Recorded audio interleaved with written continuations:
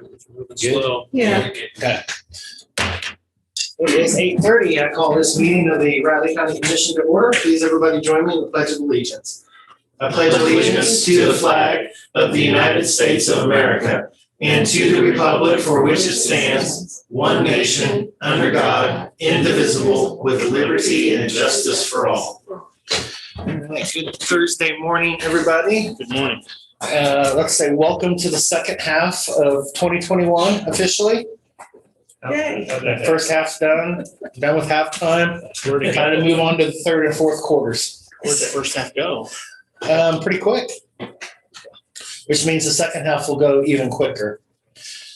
I also was going to mention that it's also Bobby Bonilla Day.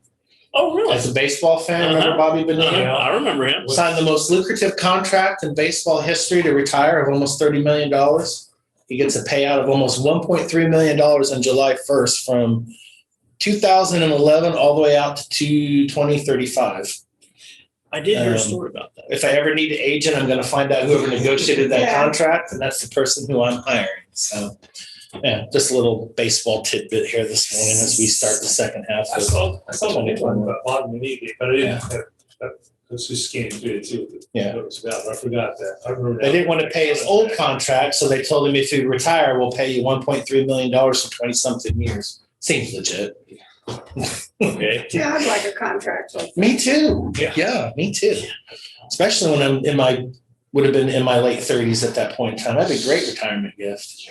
So, yeah, well, on that note, we'll go ahead and open up with some public comment this morning. I don't know how anybody's going to top that, but that's okay. And That'll be- judging by Zoom in the room, I don't think there's anybody here to do it, so I think we're okay. So, unless I'm missing somebody, I'm going to go ahead and close public comment then, and we'll move on to commission comments this morning.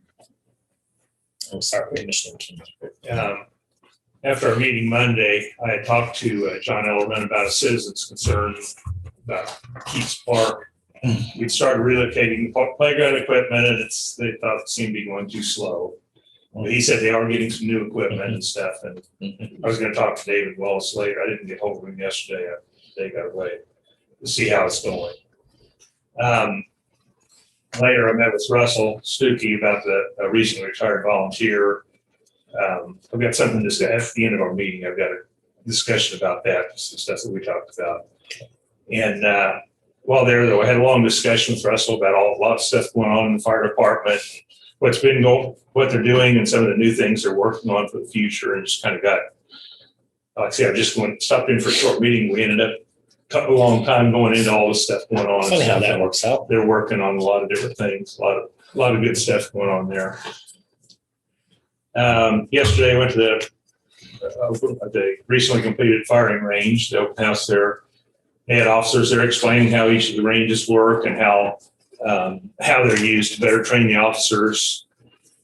Training is not just how to shoot at targets, but also how to react to different situations. And it was a good turnout of people, and it's an impressive facility that will serve the county for a long time. And then this weekend, Randolph has their Independence Day celebration on Saturday. It starts at 7:30 and ends with fireworks. The activities include a car show, helicopter rides, soapbox derby races, turtle races, and a parade. Hope everyone has a safe and enjoyable holiday weekend. Even have a fish fry Friday night. Mm-hmm. Oh, And homemade pie, as usual. Randolph. Oh, really? Fish Oh, fry. And Friday homemade night. pie. That's Friday night? It's usually Saturday night. It's Saturday. Yeah. Okay, that'll be. I don't want to miss that. You Fish fry. better not move that on me. Well, then again, I guess probably homemade pie probably doesn't go good with fried The fish fries Friday I night. know, Yeah. maybe it does. Yeah. Put peach cobbler on, it's a southern thing, right? Well, traditionally, it's always a night. You got a good point. That's a very good point. Yeah. That's true. Yeah. That's the main reason. Okay. Because we got pie. Yeah. Okay. Homemade pie and homemade ice cream. Mhm. Oh, yeah. Just what I need. You'll sweat it off in this weather. Yeah. It's not that easy. It's not that easy. All right, on to Commissioner Folk again. Okay. Monday after our meeting here, we had an intergovernmental meeting, which includes representatives of the various governmental entities in the city and county. Reports were heard from all of them and an open discussion held. Also talked about SB 13 and the ramifications of that, and various other issues going on. Tuesday, one of the meetings I had scheduled was moved to Friday. So later in the day, I met with Stephanie Pierce to get an orientation to the entrepreneur task force of the chamber. I was asked to join that. So the first meeting was held prior to when I was asked to join. So it's kind of an orientation of what was going on. The task force is studying the various possibilities of an entrepreneur center to be located in a new parking garage in Aggieville. We had a real interesting discussion on how to develop this incubator and for new businesses. And since I developed a business by myself, it was a long time ago. I had a lot of suggestions and ideas. So she's going to be sending me, and I think it's on my email now, a video of the first meeting with some other information to review. I had planned to go to the Bev Hub ribbon cutting, but I couldn't make it with that. I ran over. So yesterday, I attended the ribbon cutting and open house of the new RCPD firing range and training center. Did a tour of all the areas, including the barbecue food truck. I don't know if you guys went up on that. That's really set up very well. They're using it for public events, with the most recent being at the Juneteenth event. And they're planning to attend many events this summer, with possible trips even to Western Kansas. I guess some of their funding is regional, so they need to go. Yeah, using it for kind of a recruiting tool too. Yeah, I think so, yeah.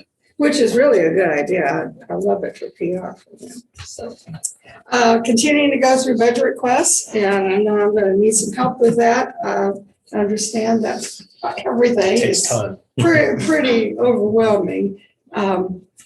And just a reminder, I'm going to be out of town July 13th through the 20th. So I'm working with Kevin to get my Zoom meeting, mini whatever it is, set up today. So, but I will be available. You'll be attending all of them soon, Catherine. I hope so. Okay. I'm not on the Just road wanted- with my daughter. Double check. Okay, Yeah, we got it down. Thank you. okay. Great, and that's all I have. Morning. Okay.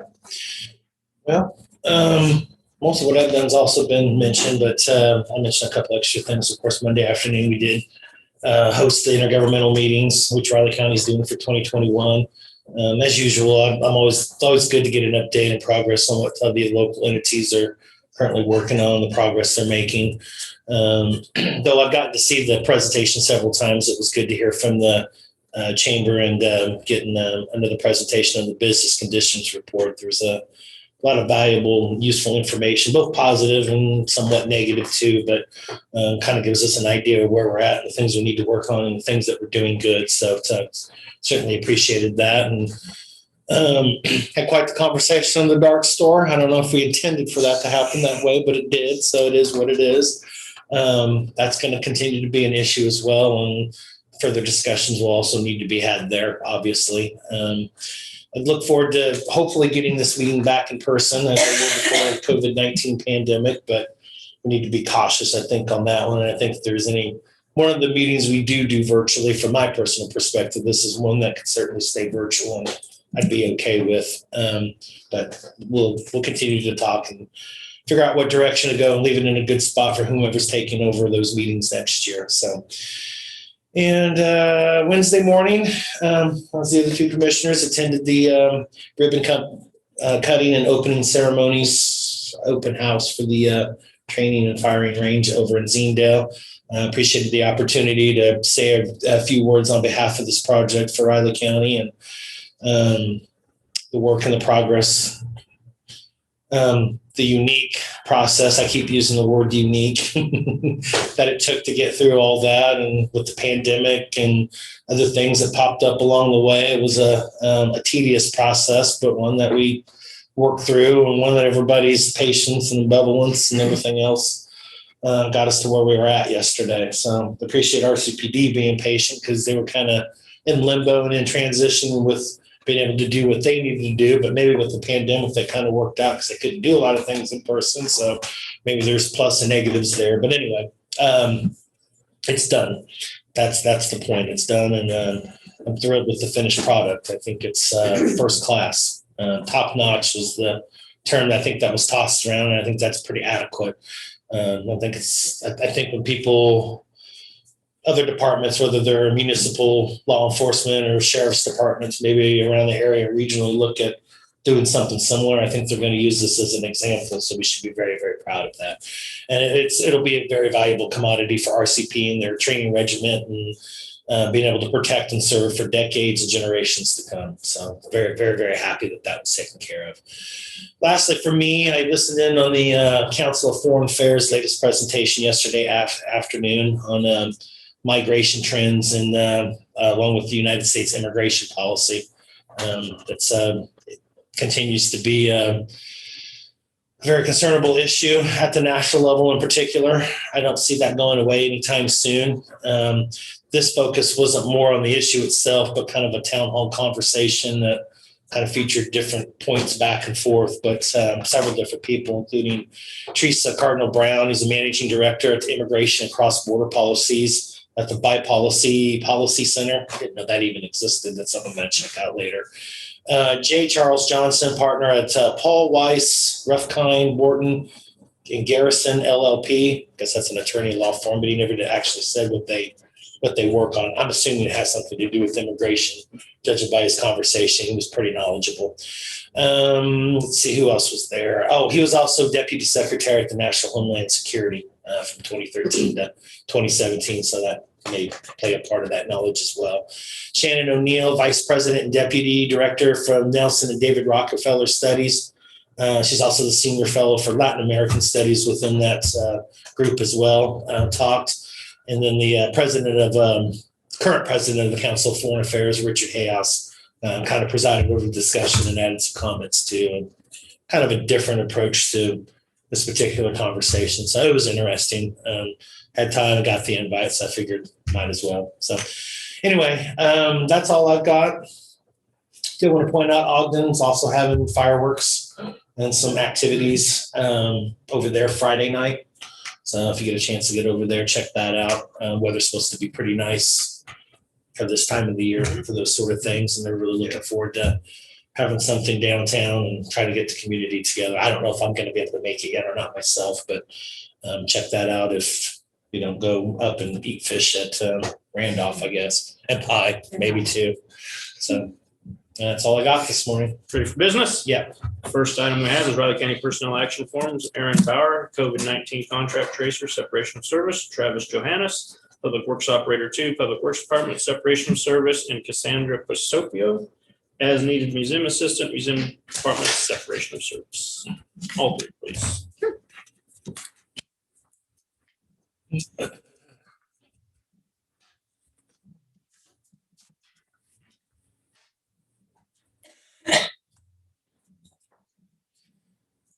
Morning, Elizabeth. Good morning.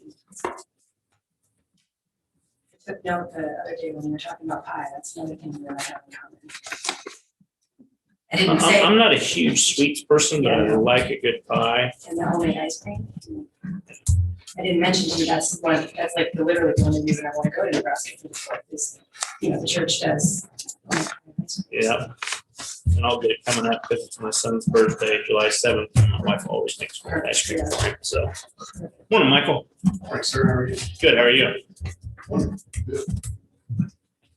Still an apple pie at the farmer's market over here that's made by a local baker. Oh, the pie lady. Yes, Oh. it's the most incredible pie. Oh, really? That's amazing pie. Yes. Really? Yeah, it's incredible. Yeah, she makes all those pies out of her own house kitchen. And you have to order them in advance to the whole, she's online and, whoa. My wife bought one and it lasted maybe 20 minutes or an hour. It was incredible. Did the rest of the family get any?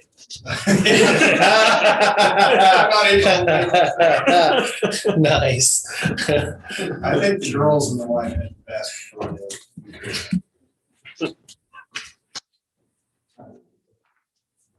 For Mother's Day, my daughter sent me a gift certificate for pie with this, with the pie made of, oh dear. No, dear. Yeah, it's incredible. I mean, it's. I've never tried it. Hmm. Sure. You order them in advance, and I don't think they deliver yet, but you can go by your house and pick it up. She did have some available here at Farmers Yeah. Market. You didn't have to order, but I imagine that she sells out pretty quickly. Oh, yeah. That kind of word is. Oh, yeah. It's just great. The apple.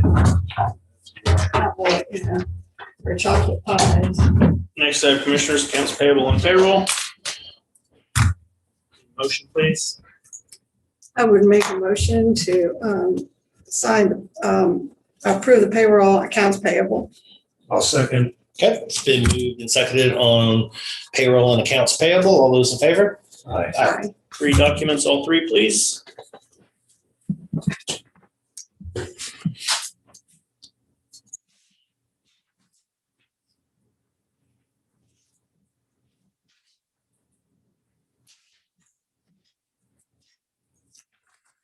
Thank you, Elizabeth. Have a good fourth. It's not, I think I'll see you back in a couple minutes. Okay, well, I tried. No, I'm just kidding. I'm just kidding. Morning, Gary. Hello. How are you? Good, how are you folks? Good. So here's some pretty good news coming from your side of things.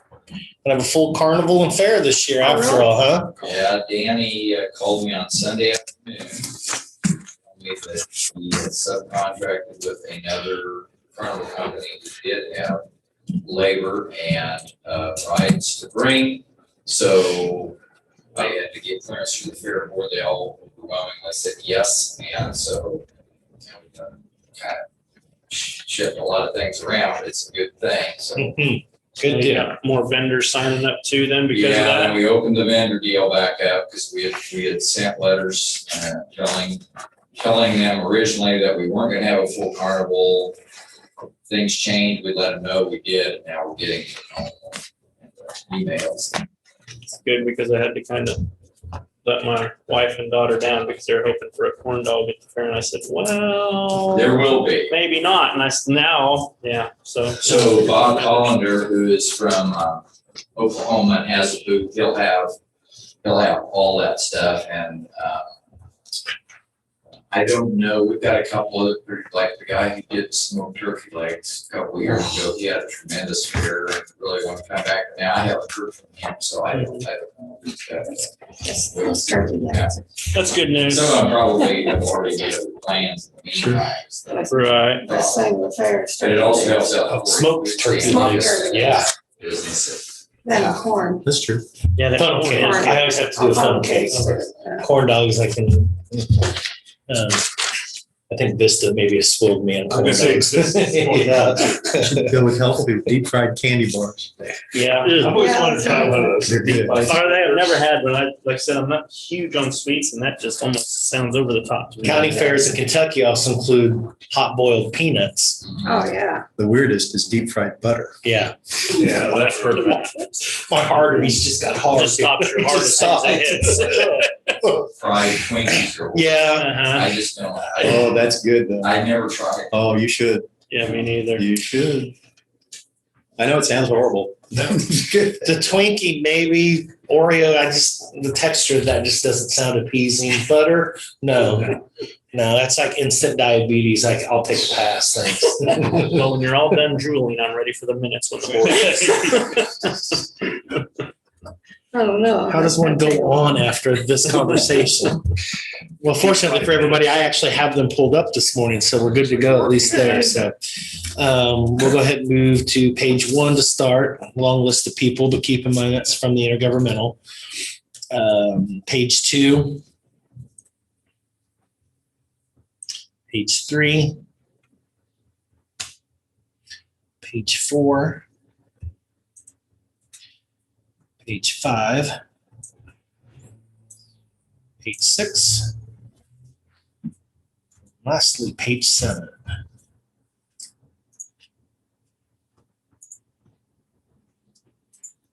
We should approve the minutes of the June 28th, 2021 meeting. I would second that. It's been moved and seconded on approval of the minutes from the June 28th, 2021 meeting. All those in favor? Aye. The tentative agendas, commissioners. Good. Any items for next week's press conference? Nothing here. Okay, next you have Mr. Fike at 9 o'clock. Morning, Sam.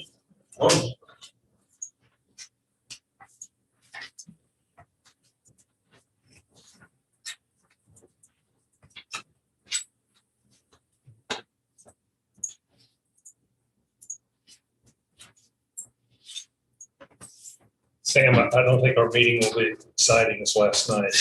Did you get to cover that? Yeah, he was Yeah, I was there. there. So, They got when they panned towards the crowd, I'm like, uh-oh, Sam's. I just kind of saw that, sat there awkward, I'm like, I don't know what's going on. Earned that paycheck last night, huh? Yeah, especially when I was Oh, wow. in the station till 1 o'clock. Oh, wow. Really? Yeah, he had a nice big. How late did that meeting go? About 9:30-ish. It was a pretty standard meeting. If that event hadn't happened, it would have probably gotten out an hour earlier, probably. Well, it's interesting. That issue not that long, huh? Oh, Well, by the time he, they had 10 public speak, they had 10 public comments plus, and they had about 3 minutes each, plus the 15-minute break, plus the school board members each talked about what happened. So, yeah, probably about an hour-ish. and after all that, then they had to go to their budget.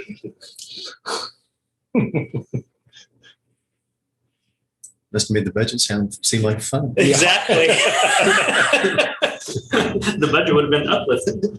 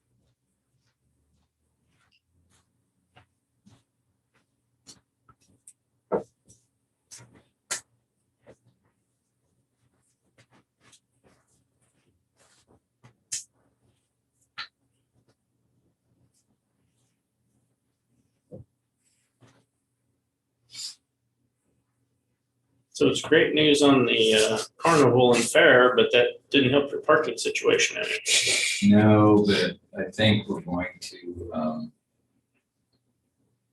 keep the north lot yet just for rodeo contestants. But now I talked to the Sunflower Lions Club about handling the parking, and maybe I need to visit with the parks people about painting lines just so it doesn't get out of hand. Gravel parking lot by the, and that swimming pool is not open. Right. So That's kind of a good thing. Bit, Mhm. but I would like to kind of line that out. And we do have some ropes and some stuff to kind of help, but we're gonna have to have all parking, and there's gonna be a lot of off-street parking. And I still don't know, I haven't returned the phone call yet to the city about where they're going to be at on Kimball, north of Fairgrounds, when the fair starts. They've had pretty good weather, I think, for the most part, to be able to proceed, but I don't know when it's gonna be done or how far along that'll be. Yeah, I forgot about all that mess for you. Because if rodeo contestants just come in on Kimball and turn south in a big gravel parking lot, and that will kind of be up to KBRA to police that part. If that's theirs, then they got it. worry about that, other than the west end where we have 4-H livestock trailer. Then the south parking lot. But Pretty full, pretty quick. yeah, but then, like I said, they need lines on that because you can go in there, there's aisles wide enough, you know, I know. and then somebody will pull in, there'll be 3 cars, somebody will 3 cars. 3 cars full, you know, the. Yep. Yeah, maybe put some lines in there somewhere to help. I'll even paint the lines. I'll take the day and go up there and paint the lines because I don't want people to. Then you get people blocked in and whatnot, they can't get out. Yeah, it causes a lot of trouble. Yeah, it does. So yeah, one of them is people that parked all the way down, you know, in and went to leave and there's no exit, had to try to Yeah. get turned around and get back out the other direction. How much of That's right. construction efforts over there are going to impact parking and traffic in and out this year? I don't know. You exit, Reef is open, you just can't turn on Kimball from Reef, right? Right. You can take the corner and get back on South Child or whatever. But you can come up from the south and turn in and then off of Kimball, Avery's open right now, full access, but I don't know if as they progress west, I guess, are they gonna move that thing west? I don't think. No, they're going to move north to the other lane, and then Candlewood's getting a whole new turn in right there. Entrance. Yeah. Okay. And then that other one's just going to be an exit out, I think. Oh, they're keeping it? I thought Ron said in his last that they're keeping it, but that's just going to be an exit out. You won't be able to turn in, but you can exit at that location by Dara's right there. Nice. So You probably have to, or else you'd never get out of there. I don't know. Looking at progress there, it looks like that that eastbound lane might be done by the time of the fair, so they'll be over on that other lane, and that might be open, but it'll only be one lane at this point in time. Yeah. Once they got all the One narrow lane trying to turn in there with their trailers. That's the problem. yeah, There'll be some. I don't know what their plan is moving westward from that location up to the top of the hill up there, but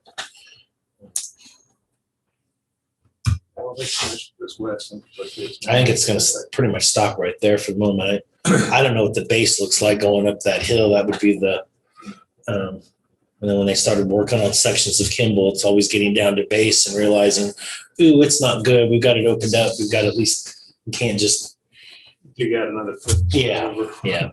Has there ever been any discussion in the past about there's a green sign at the corner basically of Avery and Kimball, or right ahead of that says Riley County Fairgrounds, just a regular. Oh, the blue sign that's up there. Has Yeah. there ever been any discussion about putting a nice, we don't need it, but I just thought. There was one and somebody hit it with a car. Well, they didn't really hit it. They devoured it. They Yeah, demolished like I said, it was wiped out. It was like a little kind of like with roof shingles, just something. It was kind of like a little bit of a well or something. And then there's a little bit of stone around Yeah. it. Somebody gave us a price, because I gave them a price on putting a new stone one up, and they said, it's not in the budget now, we're gonna stick this up for now. And that was 3 or 4 years ago. Yeah, that sounds about right. Because it was a little nicer, so like I said, it had a little stone base. And But that's Not real maybe see a fancy, but nice community little sign. fundraising event or something, maybe to do that. I don't know, but of course we don't know maybe what we're doing in the future just yet. So maybe I don't remember whether it was city or county. Came to, with that price, I can't remember that one bit. Saw Seemed like last weekend on the roundabout there on the north side where one of the light poles got, someone didn't quite turn enough on the Yeah. roundabout. It got demolished. if you notice the one out on Scenic Drive, it's starting to take a lot of curb checks and pieces of the curb are already starting to come apart on it. And it's a good. Probably didn't help that one of our trucks took part of that out of like two Oh, the summers new one ago. right there by Bluebell? Yeah. Oh, really? That one? That was big. That is a should big be. It's big, but if you look around, particularly on the west side of that curb there's sections of the curb that are gone. Leads me to believe people are hitting that and knocking those sections out so the way it would come out. So, Yeah, I use that every day. I mean, it's kind of depending on how fast you're coming down that hill, then you take that immediate curve around there. It'd be easy to do. I'm thinking that's probably what's happening. Yeah, maybe they need to put some slow Or down. they're taking too much time looking at old Buzz, the lawnmower cutter over there. Oh, that's funny. It's fun to watch that. The name Buzz, that just kills me. Actually, it's Buzz 2. Buzz 2, is that Buzz 2.0? Huh? Yeah. Okay. What is the construction project on Tuttle Creek Boulevard, just north of Kimball and the Dollar General and back? It's a medical center. A medical center. Okay, And I it's didn't know what that It's part of Metalark, Yeah. was. Okay. but it will be open. It's for them, but it's also open to the public. Okay. The doctor's office is there. All right. And it is 9:00, Gary. So Okay.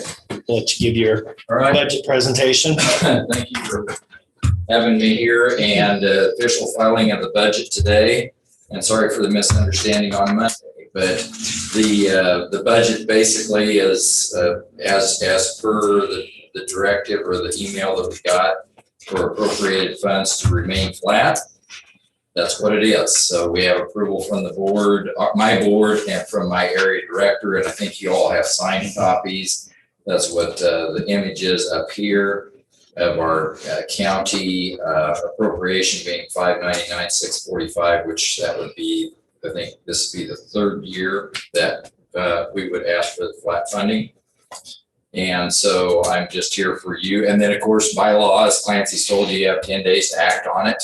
You can act on any time between now and then just let me know what your thing is so I can go back to the board.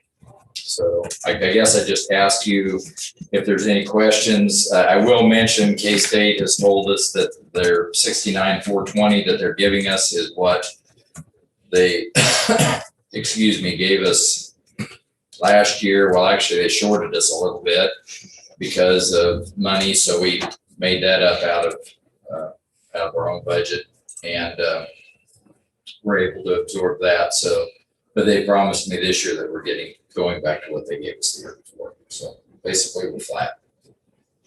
Do you have any questions?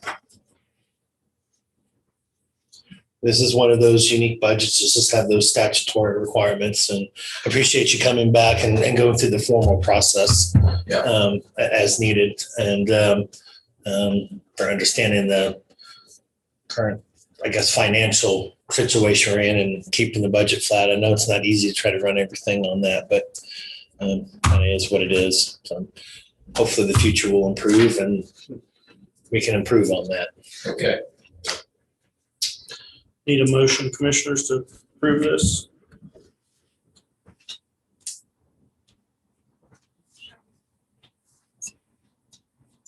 Or at least some directive, we do have 10 days.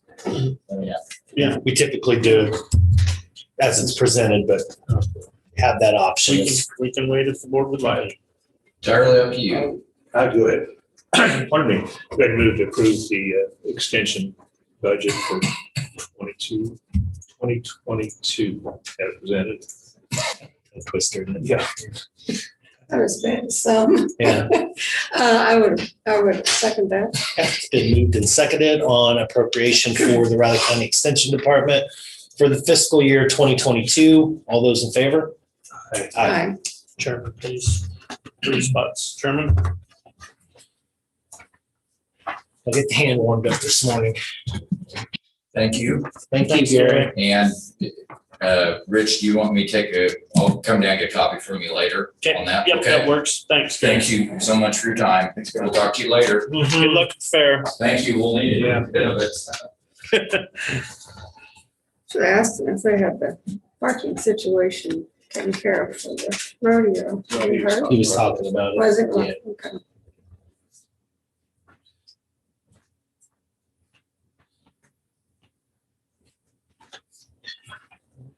Pass that back to Darren. Looks Yeah. like we got Mike at 9:15. Yeah. I think the plan is going to be limited and then all of a sudden. Yeah. A month before it starts. Okay, never mind. We're going to do all this. Well, to be honest with you, at this point in time, they kind of should be used to working on the fly because that was the whole process last year. I don't think we knew we really weren't going to have a fair until about 3 weeks before when they had to really jump into a virtual model. So I've been kind of used to working on the fly. Not that that's the best approach, but this year I would say it's more of a positive than last year. For sure. So I'm happy for that. So what did And you speaking say? of pie, you get to go eat pie this year. You're gonna do that? I'm going to do that. Be the judge? Yeah. Be a judge? Again, yeah. That was fun 2 years ago. So they invited me again. And after several bad words and threats and twisting of the arm, I decided I better.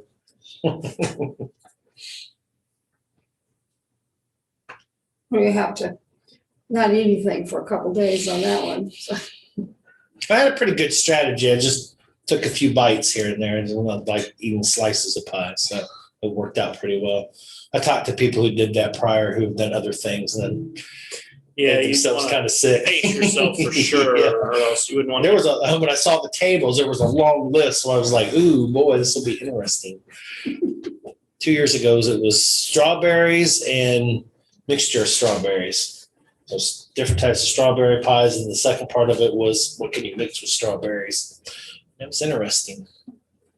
It's interesting. Mixed berry will be good. Yeah. Yeah.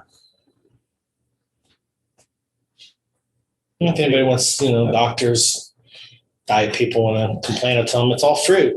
I'm supposed to eat lots of fruit, so we're all good, right? Yeah.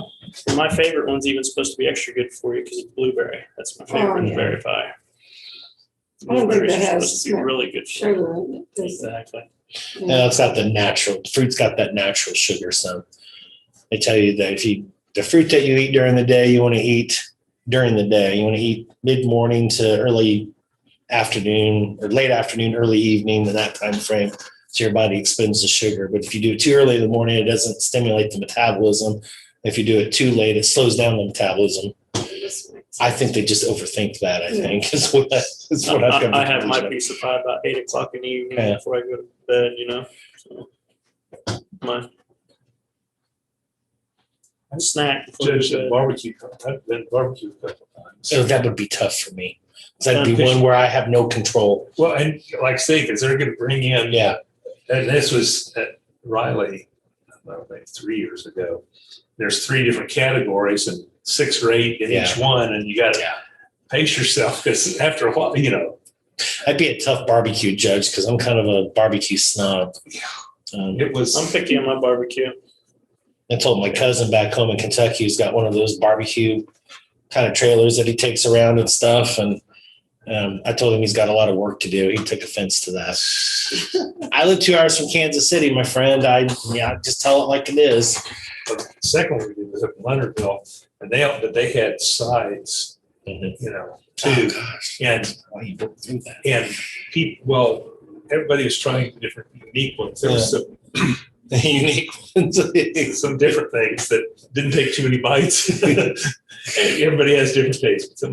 It was really cool. The one girl, I think won 3rd place or something, really wasn't expecting it. And she was just completely ecstatic. Uh-huh, Yeah. that's So it was cool. kind of cool to watch. Yeah.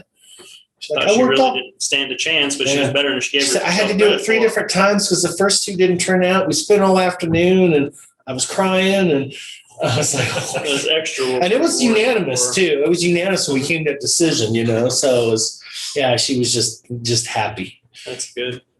It's like you won like a major award and it's a ribbon and, acknowledgement and stuff. But when you put that much time and effort into something like that and get rewarded for it, it's pretty cool. Greg was Van Sickle from up in Riley in that barbecue contest. He does Brian, good. Yeah. I tell you, I'm really picky on pulled pork. I'm not a huge pulled pork fan. But that guy can make some good pulled pork.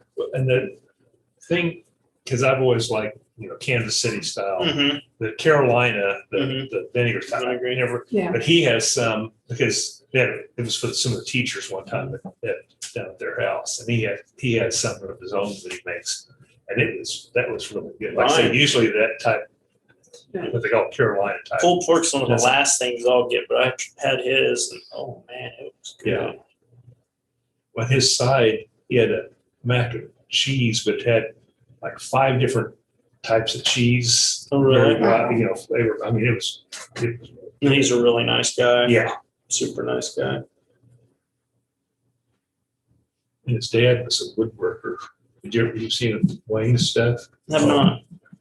You're going into the bank in Riley. Yeah. The big, they've got one of these, except it's all made out of pieces. That was Wayne did Oh, that. really? And there's he's got a bunch of stuff in the library that he's carved and put up there, but Cool. he's a very talented woodworker.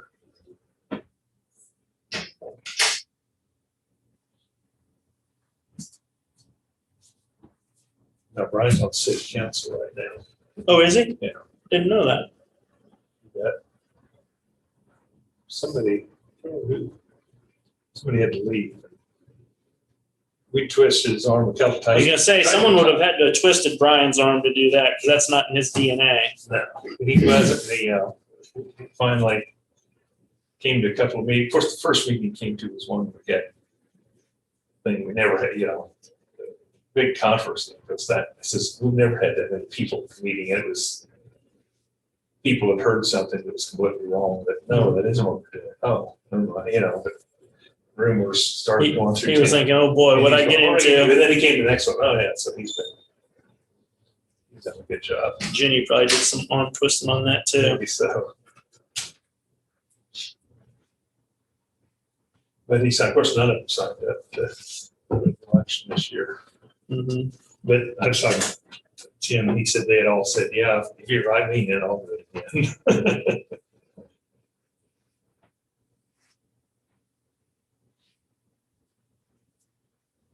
Well, that's how I got on this twist. I was talked into replace because somebody who'd been elected Mm-hmm. got his job changed. He had to work evenings, so Donnie Wilson was mayor then. He called me and said, well, I would, I don't. And Jan said, oh, think about it. Let's think about it over the weekend pretty soon. So I went in, okay, I'll give it a try. 10 years later, I was still there. So because you wanted to be there and nobody else could take it over. No, I signed back up to run the next two times, yeah. Hmm.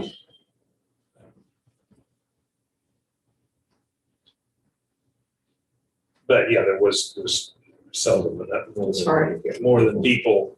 There's usually less people running than there are positions open. And like I say, this year, nobody's. I don't think anyone in Leonardville and Randolph did. I thought there was in Randolph, or in Oh, Leonardville yeah. maybe, but I know. Yeah, there might have been one in Randolph, or maybe a lady. There was. Morning, Craig. Now, the school board, there's, for Riley County School Board, there's somebody running for every spot, plus there's actually two people running for one spot for. Mm-hmm. That was one of those where I had a very close election with Dennis Peterson and Dan Winter. Going in, Dan Winter was ahead in the provisional ballots, overturned it for Dennis Peterson. Oh. And so then Dan Winter wanted to recount, so he recounted them that held. I actually knew the guy. There was a family. It was actually Jordy Nelson's family. His mom and dad at the time were still married, and their daughter, the grandpa and Alan, Jordy's dad, had switched houses from one side to the other, but they didn't change it. So those were the three provisionals. I talked to Alan afterward. He goes, I knew how it was going to go. He said, I knew who the provisionals were. Because they had just moved across the street from each other, swapped houses. Yeah, every vote does count. They're sure having a fun time in New York, huh? Uh-huh.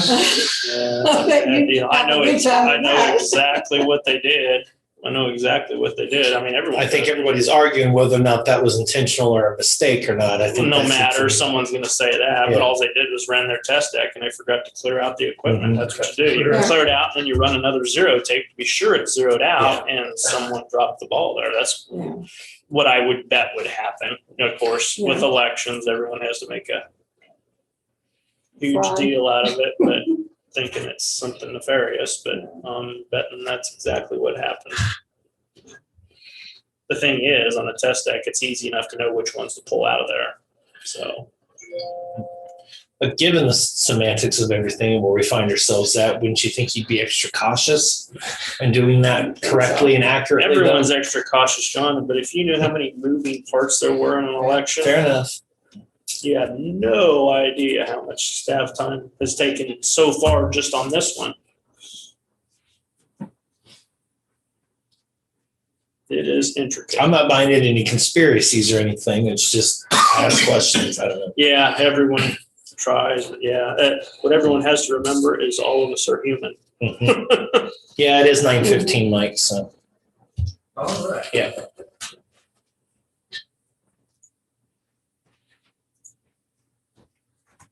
Morning, Commissioners. Mike Morning. Miller with the monthly staff update, which is fairly short this month.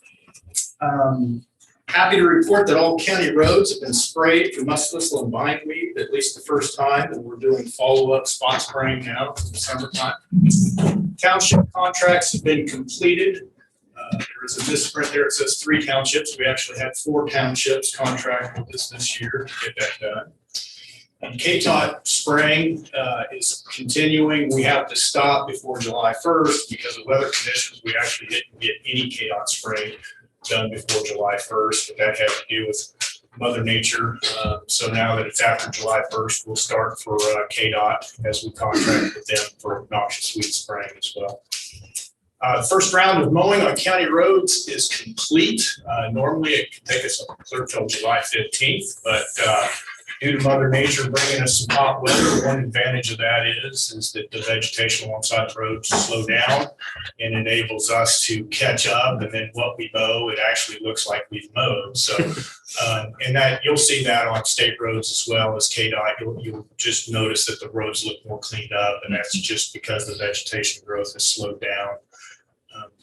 So happy to report that. We also got Randolph mowed out up there for their big celebration this weekend. So we hear a lot about the state or the fair in Boomtown or Winnebago, but just remind everybody we have a really neat gathering up there in Randolph, a car show and everything. So we got that mowed out for them up there as well. One area I'd like to bring your attention to, Commissioners, you may be aware that we do sell cost share chemical for the spray of noxious weeds, but one thing that we do provide is sprayers as well. And this is something that Riley County really goes above and beyond. It's not statutorily required that we provide these sprayers. And honestly, very few counties actually do this because honestly, you really don't want to be in the rental equipment business. It's not a winning proposition for the county. We have not increased our cost or our rental for the sprayers for quite some time. Recently, we had 3 sprayers come back, one with a blown tire, one with a burn-up pump, and one with a burn-up motor, which is going to be the repair cost of about $1,800. And we collected roughly $150 or $300 worth of rent on those sprayers. So it's just not fair to the county that we continue to do that. So there's two things I'm doing. One, I'm increasing the rates effective today. I have posted that on a memo at our business for several weeks. So I'm increasing our costs because frankly, our costs are going through the roof to maintain them. And then the second element of this is that you may be surprised that some folks, we provide this for the spray of noxious weeds, and that's important that there's only so many noxious weeds. But there are some folks that will rent our equipment to spray the draws and stuff for brush. And that's very hard on equipment. Quite honestly, they have their own sprayers. They just would prefer to rent ours. And so because of that, we're also asking that if people are going to rent our sprayers, that they be customers of ours for purchase of chemical for noxious weed. Because at the end of the day, we want folks to be spraying noxious weed. We're not here for spraying brush. So those will be 2 changes that moving forward that we're going to want to implement. And the hope is on that the sprayers will be available to folks that are spraying noxious weed. I've also put a limit. It used to be $100 a week, and you could rent it for the whole summer if you wanted. And there are some folks that would keep them for 4 to 5 months, or 4 to 5 weeks rather. So we put a limit of 2 weeks on that as well. all in an effort to make the squares more available to those that need it for the spread of noxious weeds. So I think they're all fair changes, and I hope that it will help us so that I don't have to come in front of the commissioners and maybe ask that we no longer provide that service. And I think that that's fair that we do that. So that's the one thing I really want to draw the commissioners' attention to. This change. On the HHW side, we will have a clean out July 10th, 2021 from 8 to noon down at Howard's. Again, that's wildly popular. We don't accept truckloads of material, but several folks take advantage of that. I do have up here that we have latex paint, but this is the first time since the 4 years that I've been here that we're actually out of latex paint. My understanding is there is now a shortage of latex paint, that the polar vortex affected a factory down in Texas, just like it did with chemical. And I'm getting this from a couple of retailers of latex paint. They're saying there's a shortage of that. Because of that, we've had folks come out there and really take advantage of our latex paint, which I'm fine with because the county doesn't have to pay to dispose of it that way. But we are currently completely out of latex paint for the time being. We do have some to process. This time of year, the priority on processing latex paint is pretty low. I've got all my workers out in the field getting stuff taken care of. So just want to relay that. We do have plenty of other items though. Lots of stuff you'll buy at a box store as far as chemical related. Please come out and check out what we've got. It's all free. People love that service as well. And the last thing I have on there is that we do still have carts that remain outside for drop off for 24/7. That has been a great change that COVID brought along. Got a lot of positive feedback on that. That way folks have material they need to drop off, but they can't make it out there during business hours, can't take off work. You can drop that off after hours. Obviously, we don't want business waste being dropped off out there, and I'm happy to report that businesses have been very honest about that and haven't taken advantage of that. So happy about that. That's going to be a process that will remain just because it's been so useful. Any questions for me, commissioners? Okay, well, I thank you for your time. Thank you, Thanks, Mike. Mike. Have a good weekend. Yes, sir. Next, commissioners, you have Greg McHenry at 9:30.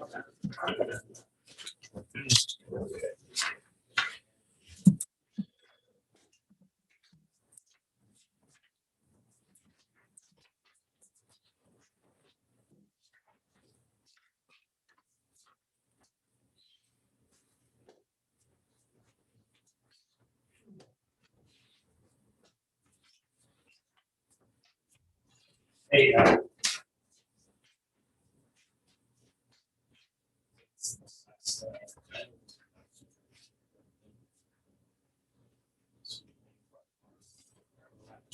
That's interesting. That's a good point.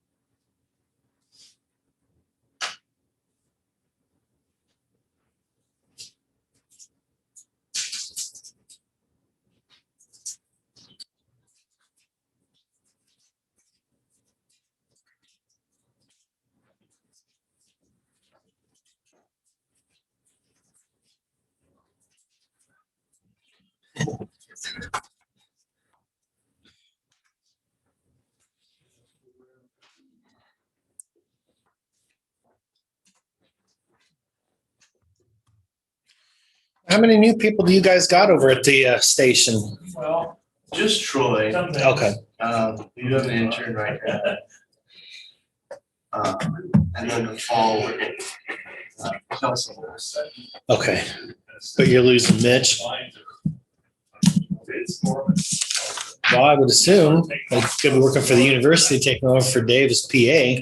Not that I know. Oh, okay. I didn't. Oh, Oh, I guess that's right. Yeah, I guess that's true. Okay. You've been listening to the game ever since he got announced.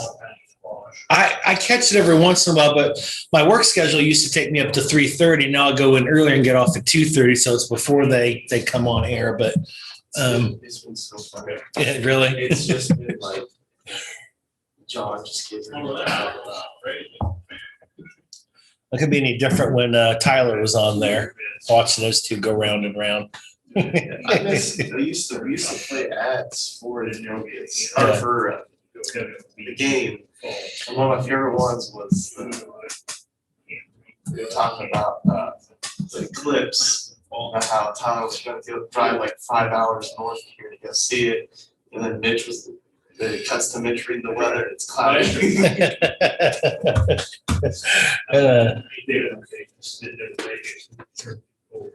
Of course, then again, there's not a lot going on with sports right now. The Royals are turning out to be horrible. K-State Athletics has nothing going on. So what else do you do to fill in the time, you know? Yeah, they just talk about life. Yeah. Yeah. I'm sure this recent TikTok video was. Yeah, I saw people complaining about that. That just floors me.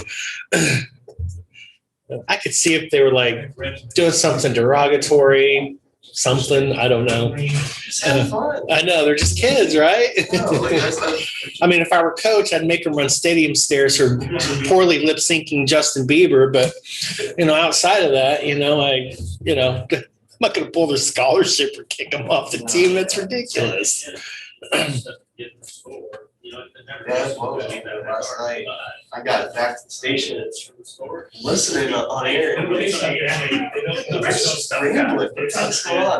got told there was a rain, an hour and 15-minute rain delay. Yeah.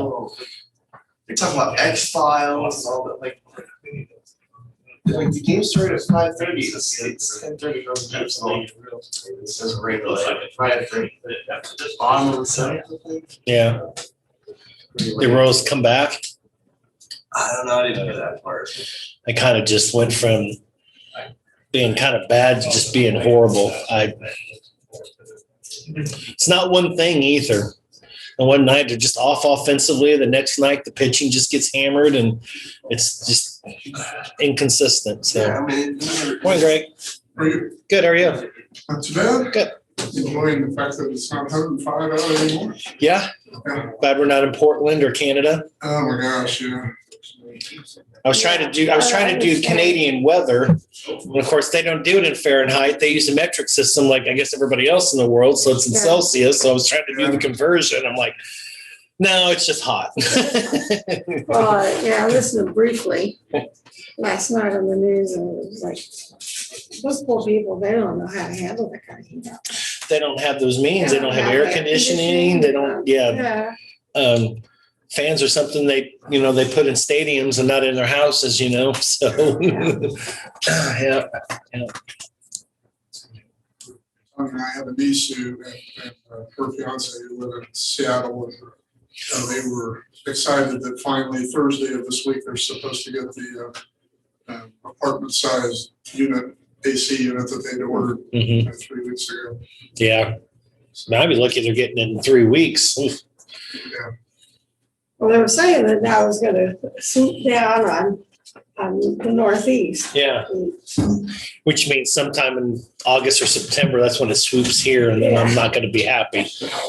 I'd rather get it now and just be done with it, and then I have to deal with it in August, September during football season.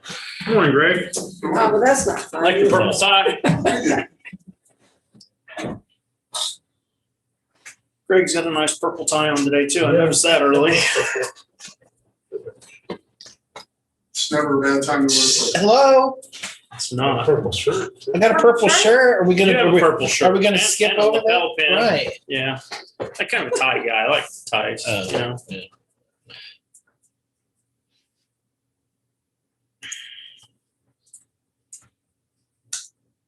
I'm gonna get some ties. This is actually my grandfather's tie. Oh my I God. like ties. I like ties. I like Got a tie from I each like one of my ties. grandfathers. Purple earrings. Nice Purple earrings. purple I've earrings. got K-State earrings. I went to football Or we season. could do like the commissioner down in Seward County and dye her hair purple. I That's thought what you about should that. do. That's I what you thought should about do. that. I keep telling my daughter I'm gonna get streaks in it. I'm good with that. You should do that. That'd be fine. Can't do that. Football season would be appropriate. Yeah, be very My appropriate. kids are. And with that, it's 9:30, Greg, so. I know what I'm talking about here. Yeah, I know the family. Pretty. I have multicolored. It's pink up here. If you're out in the sun too long, it becomes a little sunburn Right. color, right? Yeah. Well, good morning. Good morning. We'll start off talking a little bit about the ag use surveys. I think I talked a little bit about that with you last week or last month. At the point now where most of them that are going to come in have come in. And we do encourage people who haven't to please do that because it does save the county time and money. We don't have to go to look at those properties physically like we would be mandated to otherwise. But we're very, very appreciative of the ones we've gotten in. And Julianne has found just a few properties, like she typically does from year to year, that have changed or looks like they may have changed. And so she'll visit those and verify that and determine whether they're ag use anymore or not. And we typically have a few of those. As you probably know, the northeast part of the state is where ag use determination is probably the most difficult because there are a lot of properties that are bought that are recreational. They're for hunting and those kinds of purposes. And so in our office, what we try to do is make sure people know what they can do to get ag use. And then it's up to them. It's their responsibility to either do that, follow through or not. But we do take a lot of time and effort into making sure people understand, what will qualify for ag use and what won't in advance. But it is a year-to-year mandate from the state that we determine that. We've begun working on our commercial property reviews and analysis. And, for a post-pandemic year, I guess we can say that now, the commercial world's been very, very busy here in Manhattan and Raleigh County. You've obviously seen a lot of projects with new hotel, new apartment buildings, all those types of things going on. And that's keeping our commercial team very, very, very busy. August 1st, we'll mail out our income expense surveys that we do annually. And just as a reminder to folks, we are not trying to determine whether or not someone's making a profit with their business. We are trying to see what the rental rates are for commercial real estate. And in our community, especially in Manhattan, a lot of the buildings downtown and Aggieville and otherwise that are occupied by business are actually owned by somebody else. So we're trying to determine what the market rents are from year to year for office space, retail space, industrial warehouse, mini storage, hotel motels, all of those things. We're looking at the income stream to the real estate, not to the business. And that is one of the ways that appraisers can do, and typically not just in our field, but on the private side, do value properties. So we're looking at that. We're also very, very interested in the expense rate. And we're very aware of the increase in things like property insurance and repairs and maintenance rising because of materials costs rising. All those things I expect we'll see again in those surveys that are returned to us. So it's very, very important that people return those to us so we can fairly come up with our income approach to value for all the different property types.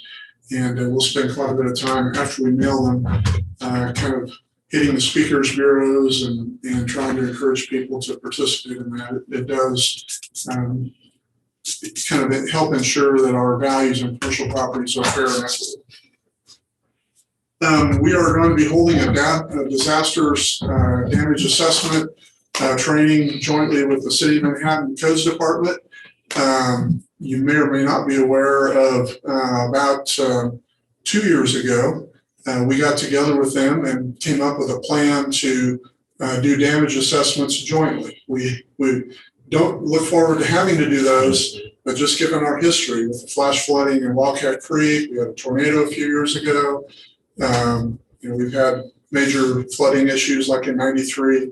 Every time that happens, we're mandated. We basically go to work for FEMA via our roles as appraisers and do evaluations of property damage based on their formulas, so that folks like the governor, the Kansas version of FEMA, and even our local support people can kind of know what the extent of damage is, where it is, and how they might be able to provide resources to property owners and residents in those areas. So it's been a couple of years since we got together with them and did a training exercise, and we both felt like this would be a good time to do it. We've got a few new people in the office too, so we'll be spending probably 4 or 5 hours, partly in classroom setting at the Kimball Fire Station with them, reviewing again our practices and procedures, how we do it, and then we'll go out in teams of 3, 2 county people from my office and 1 Codes Department person, and practice it on a property that the city chooses, or a couple of properties they choose. So it's proven for us to be a much more time-effective, cost-effective way to do it, and we're not running on top of each other doing things separately like we have in the past. So looking forward to that. We do, our office's role in it is that one person brings their tablet and the other person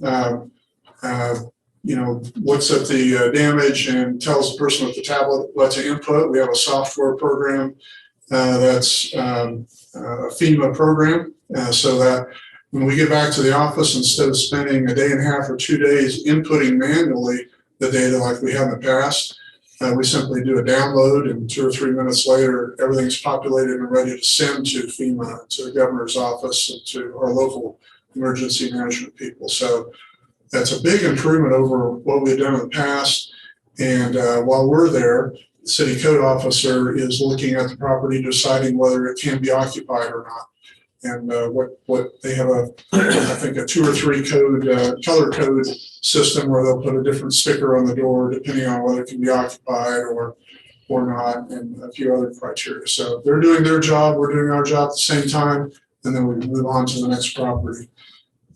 So again, that's been a joint effort between us and the city, and something I think is a big improvement for not only for the city and the county, but for the residents. We're in and out of there quicker and not in their way as there might be sorting through damage, unfortunately, and trying to determine what they're going to do. We can do our job, get out of their way, and move on.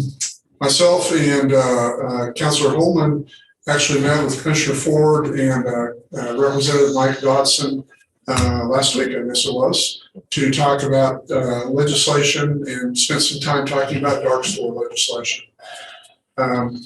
We've talked a lot about dark store, and a lot of people in our community are talking about it. I get asked questions about it quite a bit.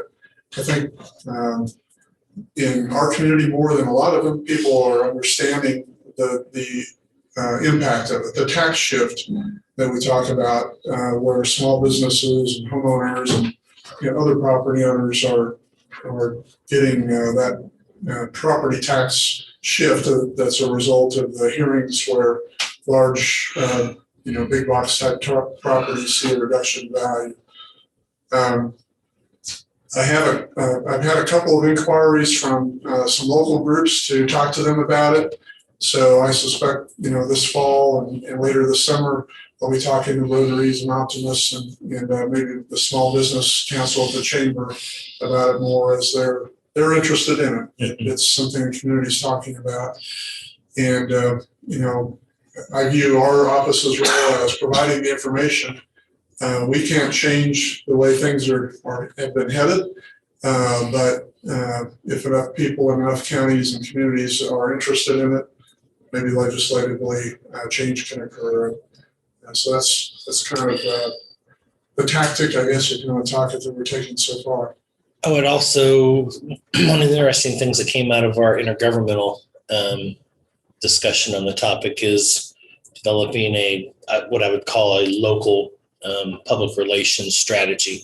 So video, something that could be transferred around, kind of like that YouTube type video, something like that. Right, something, but something that kind of addresses it maybe more locally.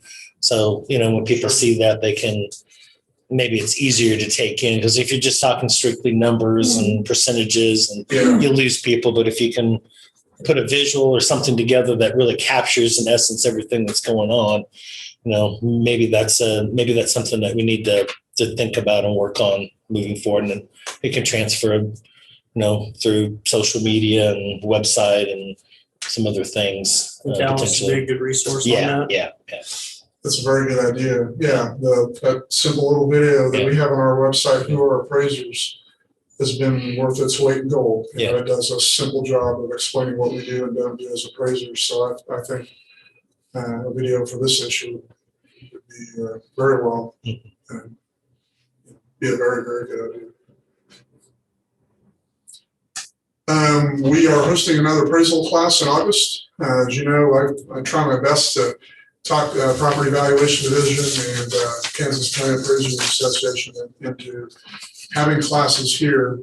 It's interesting, whether it's a class or a conference, they're always the most well attended when they're in Manhattan. People like coming to Manhattan and staying here and enjoying the amenities of the area. So we hosted one about 3 weeks ago, I guess it's been. We'll have another one in August, and we'll have a couple of people out of our office attending the class who, one is pursuing their RMA designation through the state. The other one has it and needs those recertification hours.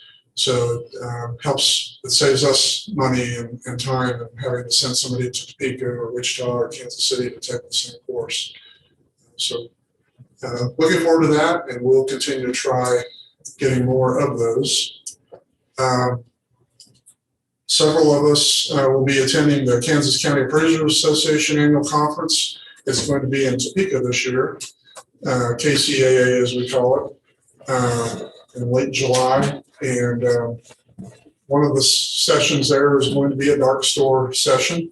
This one will be talking about strategies that have worked or not worked, how we might address this as appraisers going forward. And so there'll be a panel of some folks from counties like ourselves who have experience in that way. I believe at least one county counselor is going to be there who represents the county, their particular county at BOTA when they go. So I'm looking forward to that. There will also be some discussions on some new things like concrete homes and green office buildings, those kinds of things that are kind of new technology and building industry and things that started in other states, but now we're starting to see here in Kansas. Yeah. On that subject, I was reading, because of the high lumber prices, there's some kind of panels they're putting together for houses now that reduce the amount of lumber, and it's like plywood, I think, and insulation that are prefabricated type things. Yeah, there are 2 or 3 different versions of that kind of. In commercial buildings, we've seen what I call tilt-up panels. Usually they're concrete, right, or concrete with stucco on them. And that's been used for many years. We're starting to see things like that in residential as well. The last IAAO conference, there was a gentleman from Texas who was an assessor down there who did a really good presentation with a builder from his local community, and they were talking about 3 or 4 different versions of that. They were also talking about 3D homes. Yeah. And that's the big thing in some of the hurricane-prone areas. It's concrete, but basically it works like a 3D printer in that a program tells the machine, the robotic machine, where to put the concrete, and it gradually builds A concrete house, all they have to do is put a roof on it and do the interior walls, and They're using it as a concept for affordable housing concepts too. right, Yeah, exactly. yeah. Yeah, there's kind of a limit, I think, in terms of how big they can be so far. Yeah.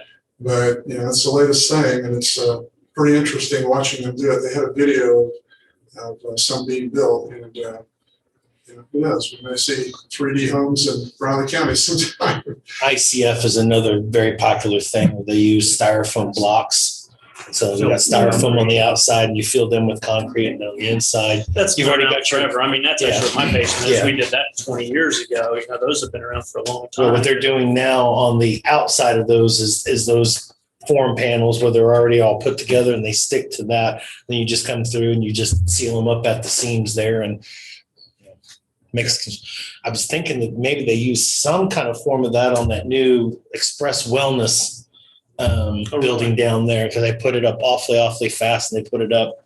It went up so fast that over at the gym, and like a day I couldn't really see what they were doing, but it was something similar to that to get it up. And then once you have those panels on there, then you could put siding or whatever else, brick, mortar, whatever else you want on there outside of that. So I'm old enough to remember when people started getting prefab trusses, and that's a common thing now. It's been that way for 25, 30 years at least probably, but we're seeing the same thing in exterior walls and all kinds of other things. So some folks are talking about putting together plumbing packages that can be built off-site and delivered and installed quickly. So things are changing, but it's a supply and demand thing. Consumers are driving it. Costs for materials is a big one right now too. So I think we'll probably see growth. Let's see. I kind of mentioned already I'll be meeting with several community groups in the next few months. Two-pronged. One, the dark store issue, as people are asking about that, talking about that, and wanting to hear about that. I also want to kind of inform them of what's going on in the residential real estate market here locally. It is very similar to 2005 through 7, where asking prices are being bid up for homes. The length of time in the market is very, very short. Of course, money is still very, very inexpensive. A 30-year mortgage is less than 3% right now. I want to try to make sure folks in the community know as much as possible what's going on and how that could impact their 21 values. Not their 21 taxes necessarily. That's always the disclaimer I have to remind people, that we're setting values so that everything's fair and equitable, but the taxes are really going to be set when budgets are set. Community needs are expressed through the budget. But we will try to get out in front of that before we set those 21 values. And it seems, or 22 values, I should say. It seems silly to be talking about that in June of 21, but it's coming up quickly. And we'll be doing our analysis and modeling for those 22 values starting at as early as the last week or so of October. And that, we'll wrap up all of those studies and our modeling by the end of November, usually the weekend after Thanksgiving. And we actually start setting values and typically sometime in that first week of December for 22. So that'll keep us very busy. It's going to be, because of the volume of sales this year, it's going to be very, very difficult for our field people to do all their reviews. So we're already talking about what weekends we might work and what extra time we might try to put in, and when that might strategically, when the best time is to do that. Usually at the end of the year, we have quite a bit of new construction work to do, because we want to make sure we know what their status is as of January 1st of a particular year. So this year we'll have a little more of that than we've had in a while, and we're trying to make sure we plan well for that and try to get it all done by the end of the year. We had 749 real estate sales in 21 through June 30th. 661 of those were home sales. That median or midpoint sale price for those sales for homes was $194,000. The average sale price is $216,371, And we had 165 building permits countywide. That's most of them obviously are the city, but that also includes our small cities so far in 21 through June 30th. The majority of our sales, again, typically happen, between about the 1st of March and late August. But I have a hunch this year that, activity is going to continue through the fall, and we'll see how that plays out. But that, just kind of based on history, we're in a trend where I think that might happen. I've listed again all the motor cases that we've had. We had 2 that were actually dismissed that we had last week, and they were appeals that we went there and our attorney went there, and the other side didn't show up in both cases. And so one of them had been rescheduled 3 times before and didn't show, and the other one just decided not to go, I guess. So BOTA quickly issued dismissals and upheld the county's value in both those cases. We don't have any that we know we'll be going to right away. I'm guessing probably around the 1st of October we'll have 1 or 2, and then a lot of them will be towards the end of the year or early the next year. But it's still very backlogged. I would probably point out here too, just doing a quick comparison, that there's a net of 4, even with the 2 that are off of there from last month. So yeah, I would expect we'll have 1 or 2 more 21s that sign up for vote as well. Okay. Yeah, and a lot of them, as you can see, are 2 years at a time now, which is part of the strategy, unfortunately, for the tax reps. They try to leverage the county and get as much interest. Yeah, that's exactly. I think it's an 8% interest rate, which adds up. And just so you know, on every time there's a voter filing, I do a cost benefit and try to make sure that we're not just going there out of principle, but also that it makes financial sense for us to go. There's enough at stake for us to go. And of course, the ones on our list we're talking big enough values, and it definitely is, unfortunately. But we also don't go unless we're very confident and very sure about our value. Got to say, there's one on there that's particularly troubling to me at this moment, and that would be the Hilton Garden Inn. And that's just because all of our CBB works in there. The city's invested a lot of economic development funds at that location. And I know they're a national chain. I know it's not a local issue, but that was troubling considering where we're all at in that picture and what we do convention wise and event wise there. That one's kind of troublesome. That's a good point, and that is one of them that I expect will fight for 21 as well. Okay. Now, when you file, do you take into consideration all the assistance they're giving, say, from the communities, and also say any of the relief monies that have come through? It really doesn't come into play. Now, where that can come into play is if there's an IRB on the property and they appeal and there's a reduction in value, it's to their benefit tax-wise, but it also just kind of prolongs the repayment of the bonds. And we've had that happen a couple of times in the past. To my knowledge, I don't think any of these took in. I don't know about the emergency fund that the city gave early last year, but as far as our small business loans, they were all small business. They weren't any of these. That's correct. Yeah. None of these would be IRBs or Echo Depot properties. 2 of them, Hilton Garden Inn would be one, and Genesis would be the other. Yeah, but Genesis was still in construction at that time. Weren't even, complete new construction at the time. And Hilton Garden Inn had the conference center portion and the hotel both. Yeah. And had a big project going on, so it's kind of a partial value.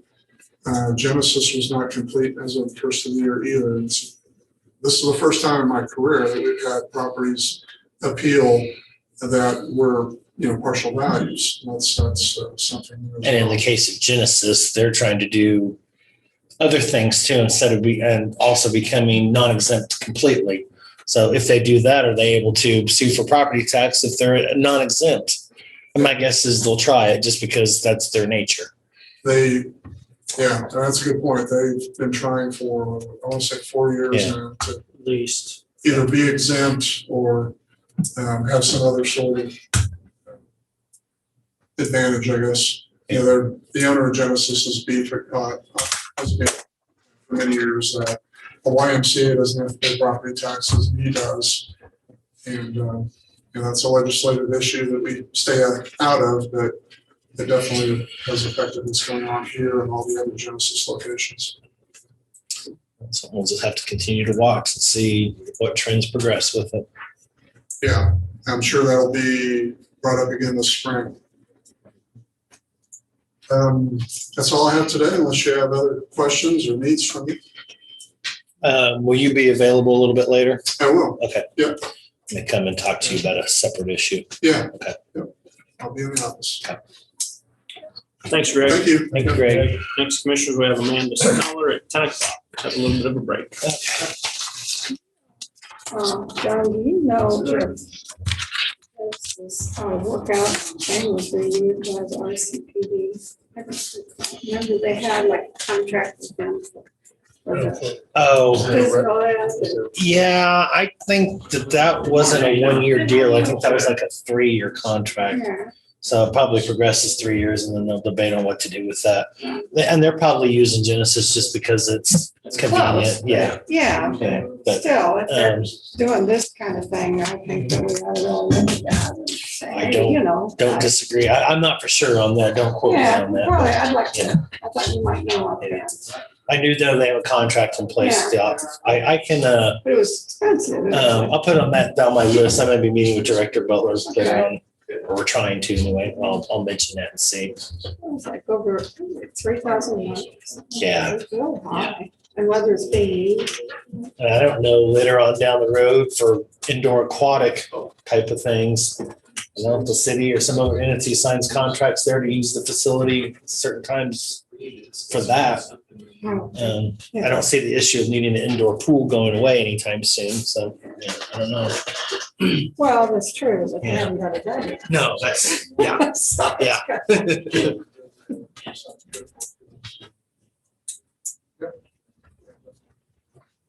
Sounds good. Thanks.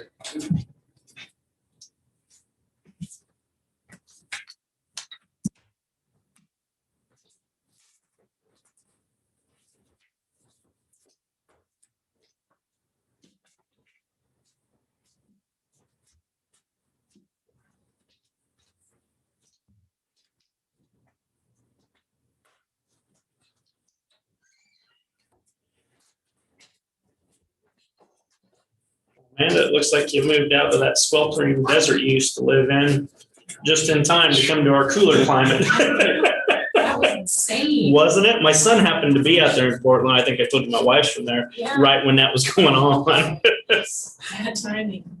That's in the 30 years I lived in Washington, never, ever was it. I mean, a few times they'll get maybe 100, 101 on occasion, 115. That's what we were explaining to our kids. Something. You know, and my wife said, especially when she was growing up, more have it now, but a lot of houses out there don't have air conditioning Exactly. because of the climate. And Yeah. I thought it would be a higher percentage, but I heard while that was going on, still like 2/3 of the houses don't have air conditioning out in that area still Yeah. They because just- it generally don't need it. Exactly. I mean, it just doesn't get hot enough, often enough to really warrant it. Mhm. And it was funny, of course, we were trying to find a place to rent here when we were still in Seattle. And I remember calling a few places and asking them, because I like to have air conditioning. I asked them, do you have air conditioning? And of course, that was the weirdest question ever, because of course, everywhere has air conditioning. So it was, Comes standard with houses here. yeah, So do they have a lot of like multi-family dwellings that are like multi-story? yeah. Holy moly. Some different cities and whatnot. Yeah, we lived in Renton, just south of Seattle in a multi-story apartment, no air conditioning, so we were happy to not still be there. 'Cause it That get would hot. be Oh, that would- That would be. miserable. Upper floors. Oh, my Yeah. goodness.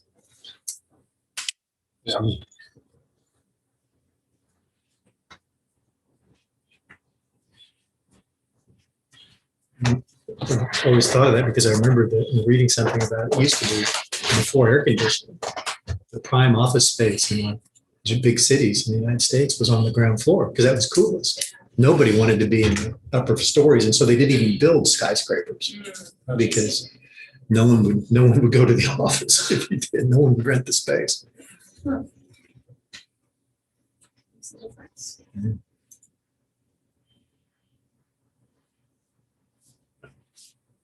That's kind of amazing. We were having their weather and they were having our weather, which I was fine to switch with them.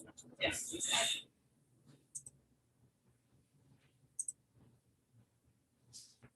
Or maybe when we hired Amanda, maybe that's what the switch happened. We sent our weather there and they sent our weather She here. may be the center of the polar vortex. Yeah. Congratulations. There's no more money associated. No pressure. Yeah. More responsibility, but no, The weather no, patterns. Salary stays the same. much more pressure. It's so weird, yeah, the weather's been so weird. I think it's just the fact that everything's just been weird. Exactly. It's not just weather. The long-term forecast shows that area being hot and Yeah. down south being cooler. Yeah. So that's unique. I'm not going to argue with it though. We're kind of in the middle of the two. Yeah. Right now. Okay, Amanda, it's 10 o'clock, so.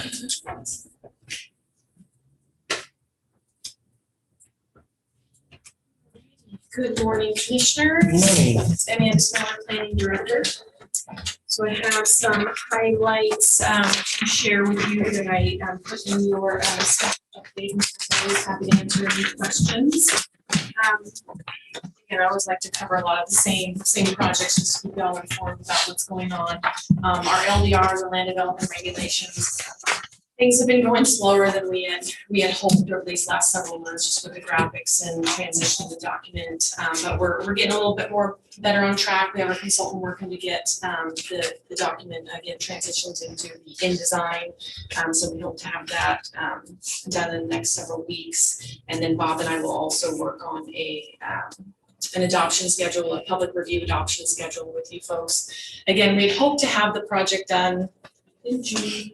But we're still targeting this year, still looking at, I'm hoping maybe in September, but we'll kind of see where we get with the consultant and the InDesign work in the next few weeks. That's really our last step to get everything kind of finalized before we get everything moved through the public process and before the board for formal adoption. So still working on that one. NG 911, we just sent, last week, we sent our letter out to the folks, the residents on the unnamed portion off of Johnson Road. Sent them their notification letter starting that 30 days for them to either provide comment or submit a petition for an alternative road name. I believe we proposed Johnson Trail. And so GIS has presented addresses for each property based on that proposed name. So we'll definitely have a little bit more to share with you folks next month, and then we'll of course do the public hearing process and get that moving through. Heat Sewer District, again, another big one we've been working on a lot lately. We're still working on the income survey. Our contractor, Government Assistance Services, has been working hard and doing really well, getting out there for the last few weeks, meeting with the residents, getting the income surveys filled out. We're a little short right now on the needed responses. We're just a little bit short, so he's going to try again this weekend, even with it being a holiday weekend. He's going to get back out there and see if he can get those last few so we can meet that threshold that we need for CDBG and USDA. We were a little bit delayed getting started with the income survey. USDA wanted some additional information from us and to provide us some additional. Luckily, it turned out that they did provide us that additional approval, but it put us a slight delay in there for a little bit until we could get started on that, which is why it shifted a little bit later than we were originally hoping. So we'll have more information on that next week from our survey, our contractor, our consultant, I should say, to see if he was able to secure all the survey responses that he was hoping for. When he was going to send a letter out earlier this week to anybody who he hasn't been able to connect with or get a survey from, send them the survey that they can mail back into him, self-addressed stamped envelope, make it as easy as possible for folks. Sometimes people just aren't home, they don't want to answer the door, but maybe they'll be willing to fill out the survey. If it arrives to them in the mail, they can easily send it back. So hoping we'll get the rest of the responses we need with that method.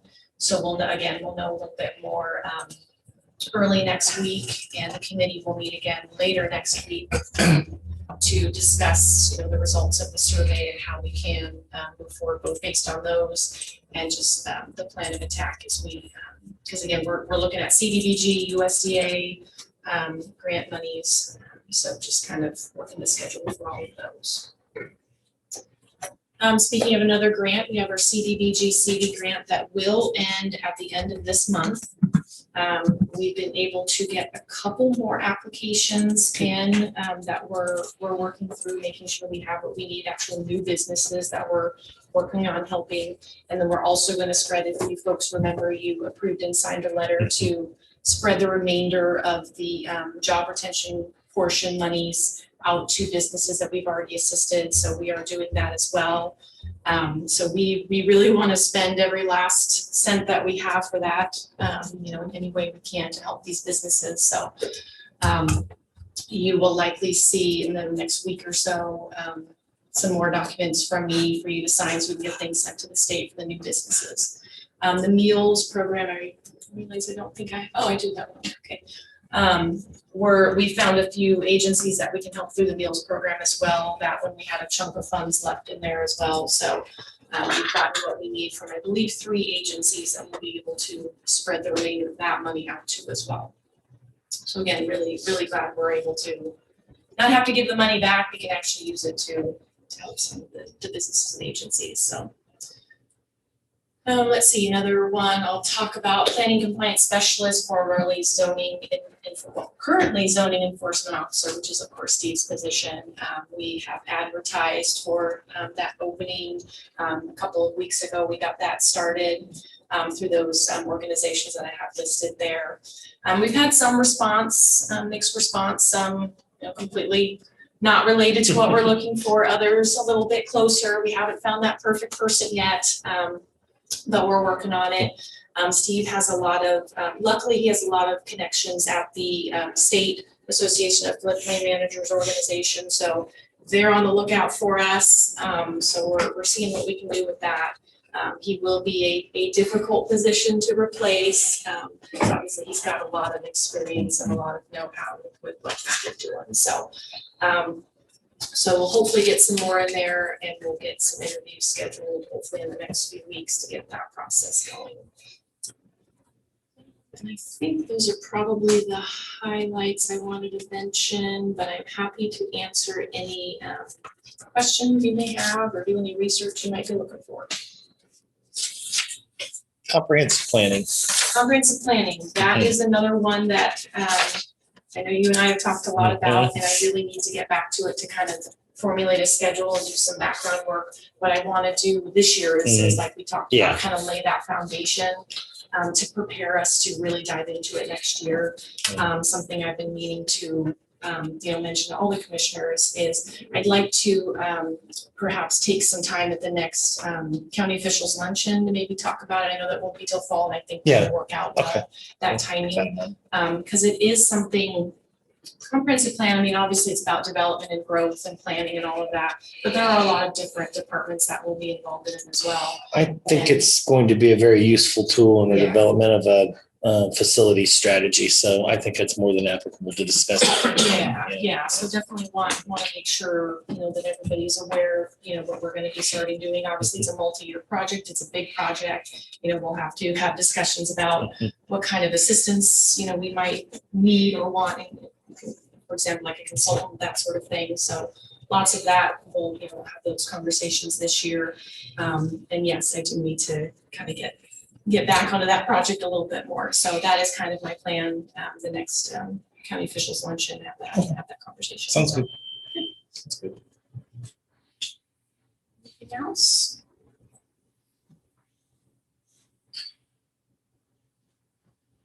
I don't have anything else. Anybody else? No. Okay. I think that's it, Amanda. Thank you. Thank you so Thanks, much. Amanda. Next commissioner, you have Mr. Holman at 10:15.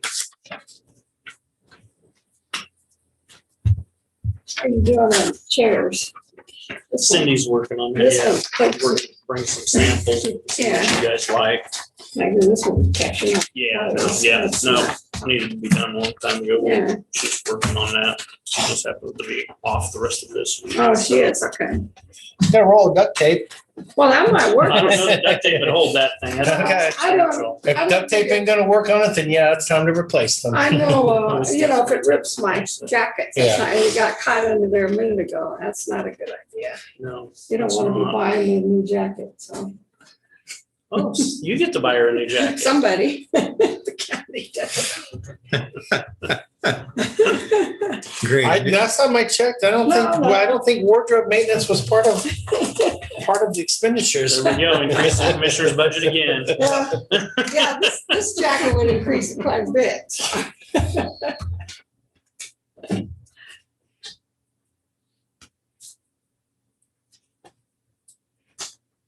Yeah, he said he's right Oh, these chairs are old, so. there. I think it was somebody outside of us because I think I sat down in it one morning and realized it was broken. Yeah. That's when it got pushed off to the side during I don't know why, last year's transition. why they make that piece plastic when the rest of it's metal, and I don't know Don't why. make everything out of plastic anymore. Mhm. But this is metal. We may have to be patient. Chairs, like everything else, may take time to get. When they make in. car bumpers out of plastic, you knew everything Oh, went yeah. south. When they started making body parts out of plastic, that's when everything went south. Some of those aren't too bad, I guess. Because if you'd have a metal knee, it'd be pretty heavy, to drag around. Well, they use some other composite materials They for did that. a white metal. Sam, I take it you're not a fan of editing at 1 a.m. in the morning. We got some coffee back there. Help yourself. I think he's anti-coffee. Oh, that's right. He is, isn't he? Yeah. We got sugar and cream. You can fake it. I'll drink Diet a chair. Coke?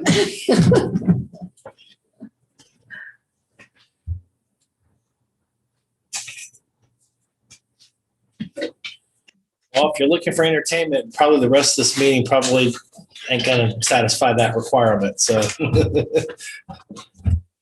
Or I'm not anticipating it yet, yeah. I'm not anticipating it yet, so maybe I'm speaking too soon. Crowd starts showing up pretty soon. Yeah. Don't hold your breath on that one. I'm just waiting for all these extra people to show up when we start sending out mailers to them. We'll take an over-under on a bet, kind of like we do in the fall for football, Rich. We can do that. Okay.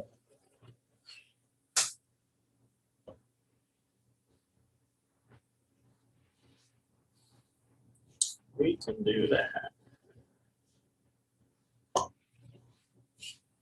Do we need the full time? Probably better have, if I say 10, it'll be 15, so let's do 15. Okay. I think we'll be finished before then. Okay. Then you go for 15, Clancy? Yes, please.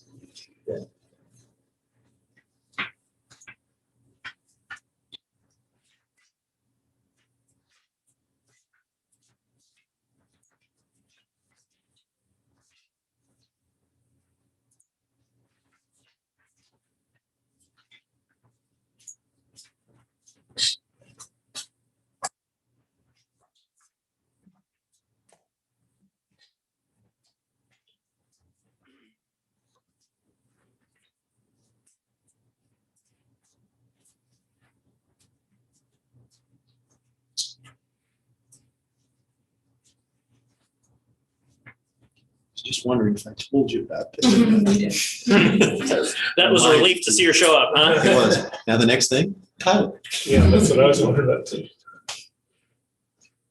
You did, and I do try to look at the agenda. I'm trying to see it each time.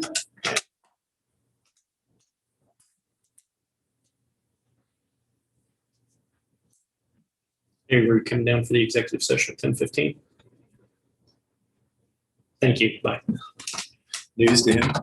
It was. I just planned on shutting there with the mute and the screen off. He And said, we were just gonna go with nobody it. told me about it. I've been relying on him to read the agenda. I'm glad you said something, so. Yeah. It's easy enough to call him. I should have said something to him this morning. I normally do. You know, honestly, if he just set up the sheet, we could technically do it without him. I think you want IT involved in that. Yeah, he's got no trust and faith in me at all. I mean, even Rich has figured out Zoom. I mean, We've all heard about your phone and computer problems. that's the last 2 phone and weeks. computer. It has nothing to do with Zoom. Those are hardware issues, not software. I'm good with software. I'm not good with hardware. I don't know why it works out that way, but it does. Well, they're kind of linked. Yeah, the phone for sure. But we're not doing county Zoom off my phone. If we did, we would really have problems. I would agree. It's a practical matter. You want somebody to blame if this isn't that correct. Yeah. Well, I'm going to get blamed for it anyway, so it doesn't matter. It's one of those scenarios where if you're going to get blamed for it, you might as well just do it. It's hardware issues, not operator error. Right. Right. Call it loose nut behind the keyboard. Yeah. Wow.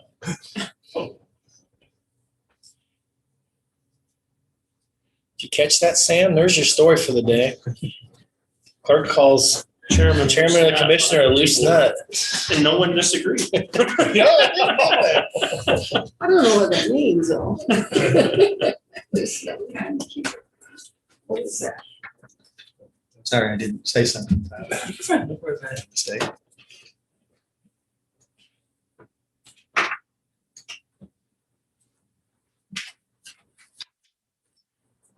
Need a motion first. Okay, go ahead and move that the county commissioners, including Chairman Ford, Commissioner McKinley, and Commissioner Foki with Nancy Holman, Riley County Counselor, and Elizabeth Ward, Human Resource Manager, recess into executive session on a performance matter of non-elected personnel, an exception to the Kansas Open Meetings Act, to protect the privacy of the employee, the open meeting to resume in the county commission chamber at we were going to do 15 minutes, right? So 10:30 a.m. I'll second. Okay, it's been moved and seconded for the executive session. All those in favor? Aye. Aye.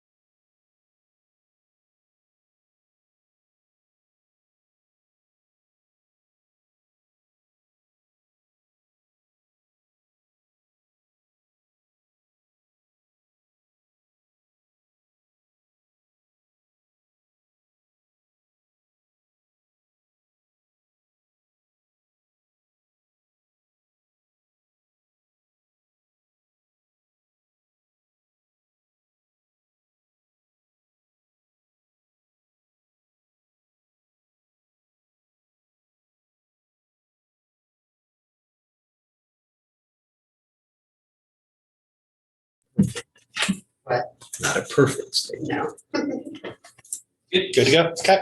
Move the Board of County Commissioners come out of executive session. A second. It's been moved and seconded. All those in favor? Aye. I'll also move that the record reflect actions shall be taken consistent with the consensus reached in executive session. Second. It's been moved and seconded. All those in favor? Aye. Thank you, Commissioners. I have nothing else. Okay, I'll give that back to you.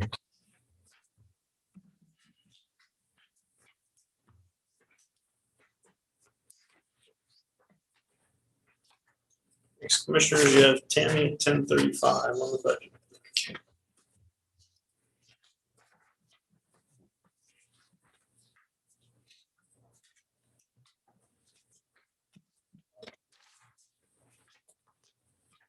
I'm done.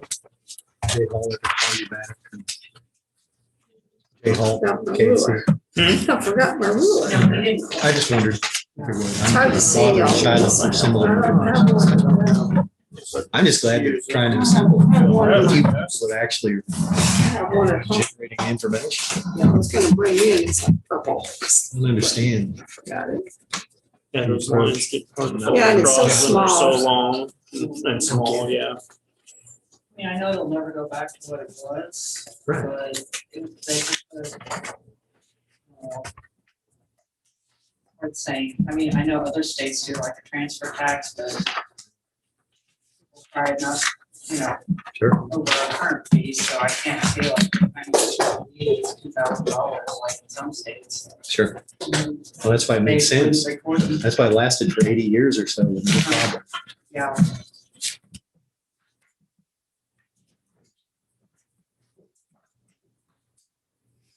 18, I think, so if I remember right, It went for a long time. so it's over 100. Well, it was almost. Yeah.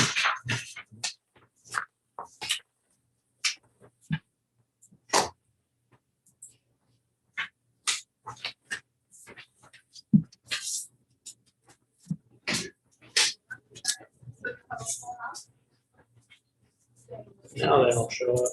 I'm just trying to get the cut now.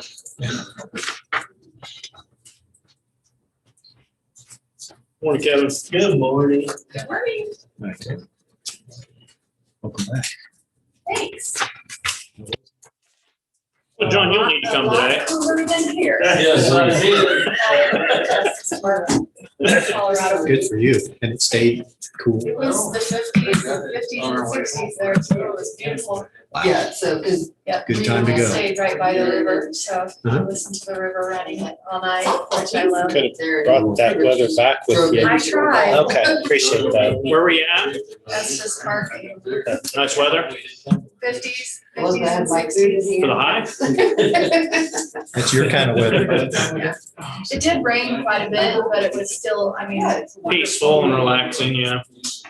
Yeah, we stayed by the river, so could listen to it running all night long. Is this a place you go Well, I back can give you good news or bad news there, Rich. Alvin Yeah, called for you. That's my You happy need to go out place. and shop. That and the beach.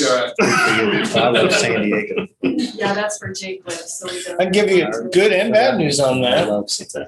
Yeah. Well, the good news is Go and 50s or sit 60s are coming. Listen to the water. Yeah, that's my. Bad news is about 3 months away. It is for my wife too. That's And for it sure. was just my husband and I, so we didn't have to do any of the touristy stuff, and so it was nice. That's a vacation. We get some of that rain if we keep going. Good for you. Get what? Boy, that was, That rain she has. that was crazy last night. It was, yeah, I It like- looked outside. I was over at McAllister's and waiting on grabbing something to go home, and it went from It's good, but I just don't cloudy to. like Yeah, see, my wife. Yeah, it's just really. We can't buy rain It out was, there. it was like 15 minutes and then it was like sunny. It's like, I just, Okay. I like the water, I like the more I rugged got the best. Went outside When everything was so. yesterday afternoon, and there was a few spots on the You side know, where just bears, less rugged bit of country. really, the weather held out well for us Driving with down the road and, I mean, open house yesterday. It's Yeah. Sprinkle a little and then quit. I literally got back into town after following First time I visited. somebody moving a trailer Yeah, I home. was behind Oh, you were behind me. Yeah. I was trying to figure out The second- what way they were going and how they were doing that up there at the turnoff. And then I literally got home and it just started raining. We just have to stop and let them go. Like I said, by. definitely nobody. Surprising how big they are. I know. Yeah. People think they're size trailers. They're not. There was a couple ones that went off, kind of pulled off. Was it? On one of them that we did here. Yeah, because we saw them go by as we were pulling up. There's already. Okay, Tammy, it is 10:35. All right. Time to discuss the budget. Yes, good morning, everyone. Welcome back. Thanks. Tammy Robinson, Budget and Finance Officer. I know you have been waiting with bated breath to go over this information, so got lots of things to look at this morning. We have some department heads here for support, so. Don't sound excited or anything there. Ooh. If that was a wave, that was poorly done. Wherever you went to high school, I hope they didn't have cheerleaders. Hey, I was one. Oh, wow. I'm gonna have to look back on that one, do a little research. Okay, so I do have this memo here that I want to just go through, and we have went through this before, but the numbers have changed, and I also have that information of what it's been changed by. But I just want to familiarize you with this document once again. So we have the budget developmental worksheet, which is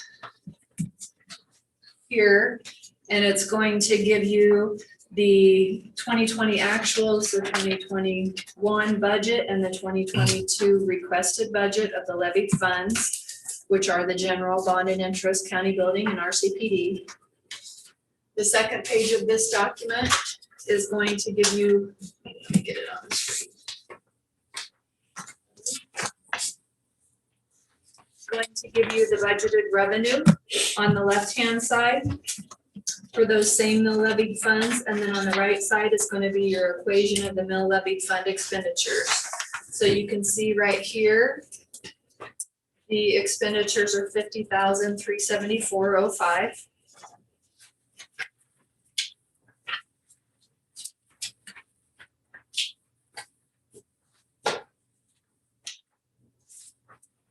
And then you have less your mill levy fund revenues of the $19,824,688. 19 million. Oh, A sorry, little bigger number. 19 million. Yeah, you say expenses were 50,000. It's 50 million. Really cutting taxes. Yeah, sorry. I actually got excited there for a second. We can just go home now. Yeah, for the year is done. First time during the budget made John smile. Everyone online is probably ecstatic to hear this as well, so thanks for the correction. Welcome back. Right, the ad valorem tax that is required, which also includes the delinquency for RCPD, and as you recall, we talked about that. We do calculate in a 1.4% delinquency for any ad valorem taxes that do not come in, so that we're not short on that RCPD budget. Right. So with that, our required would be $30,611,803. So you can see right below there, well, right above that, the value of the mill is $677,488. And that equates to 45.184 mills that would be required based on this ad valorem tax needed. The difference from last year is 2.899. And that is still more than what would be the revenue neutral rate. Couple of things I did here. I did separate it out by each fund on the revenue neutral rate equation to what we're actually requesting, so you can see where those differences are. And the big reason I did that was because, as we discussed, RCPD, we're not going to penalize the rest of the county budget for, so I wanted you to be able to see that they do have an overage, and that overage would be taken into consideration potentially on what you determine as authorized going forward. So you can see that breakdown by fund. And then up here, you can also see, which it did cut off, but I did write it down so we had the numbers. It would give you what the ad valorem per fund would be for each of those funds that are receiving the ad valorem tax dollars and what it equates to on the rate. percentage rate.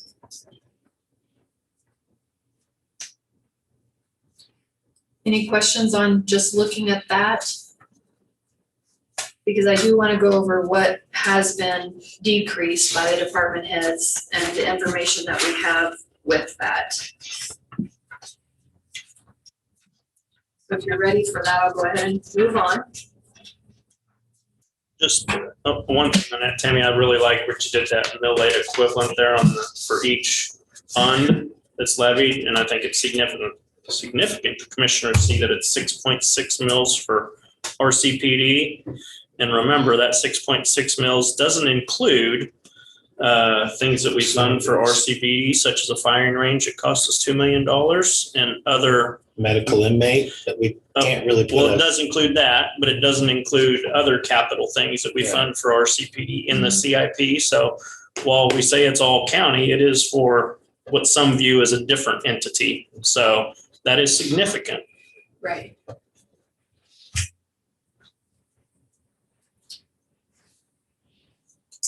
Okay, so up here on this sheet, it tells you what were voluntary decreases based on what the department sent in to me.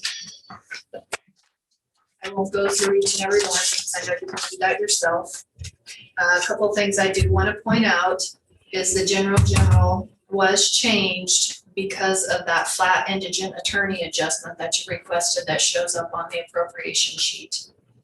The economic development transfer, I did decrease 14,500 because of the adjustments you made to the appropriations and remaining flat. So in order to zero that budget out, we had to decrease the transfer in to account for the decrease in the appropriation requests.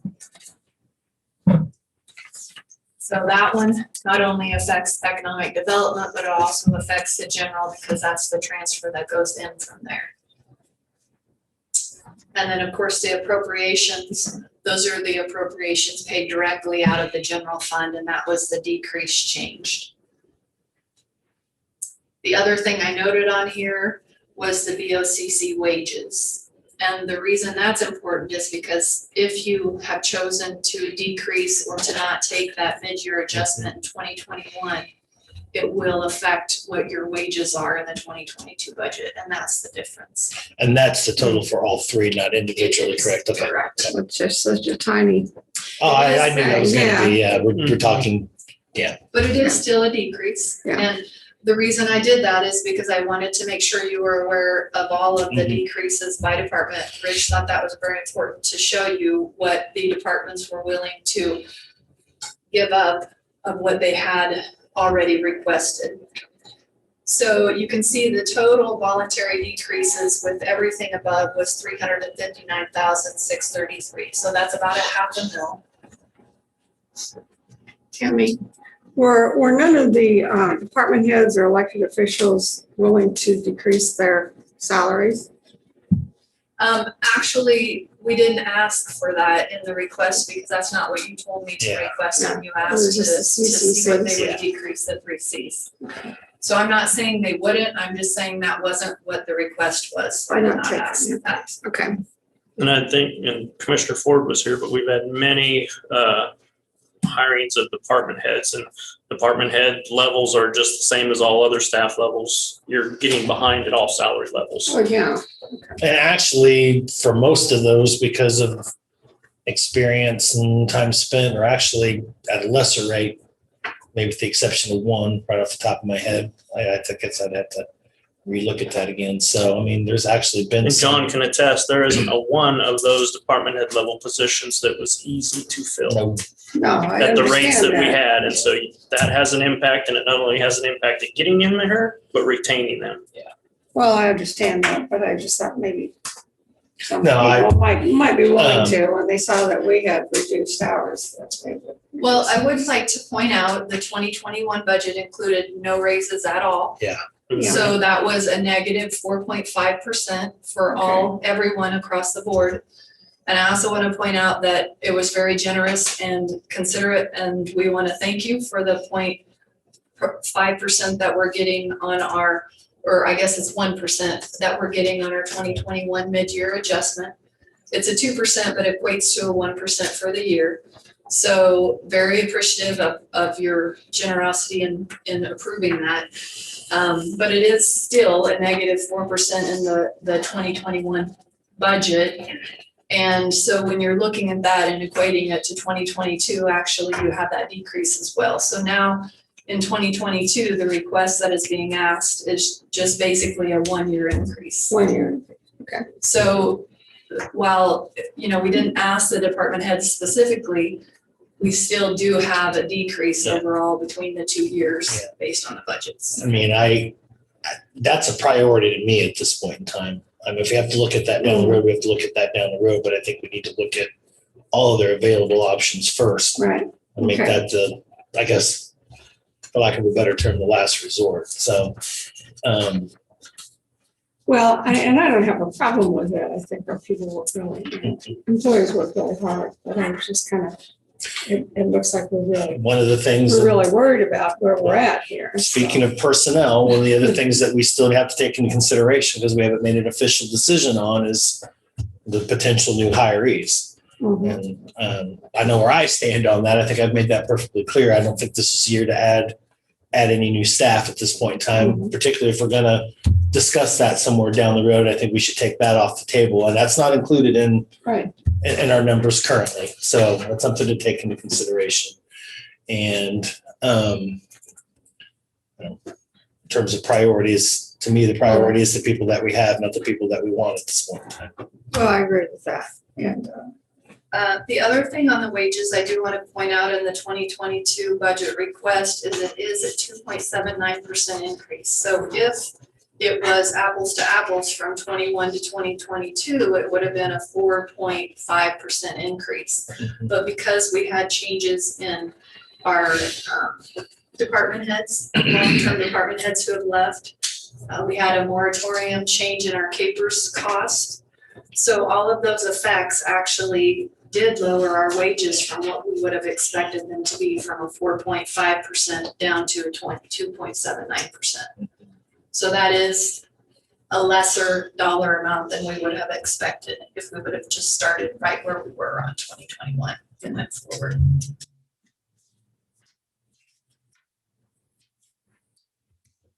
Okay, so that is just in the 3 Cs for those voluntary decreases. So good for me to point out it was just the 3 Cs, except for the BOCC wages, because that's the only one that was affected by what you had already requested.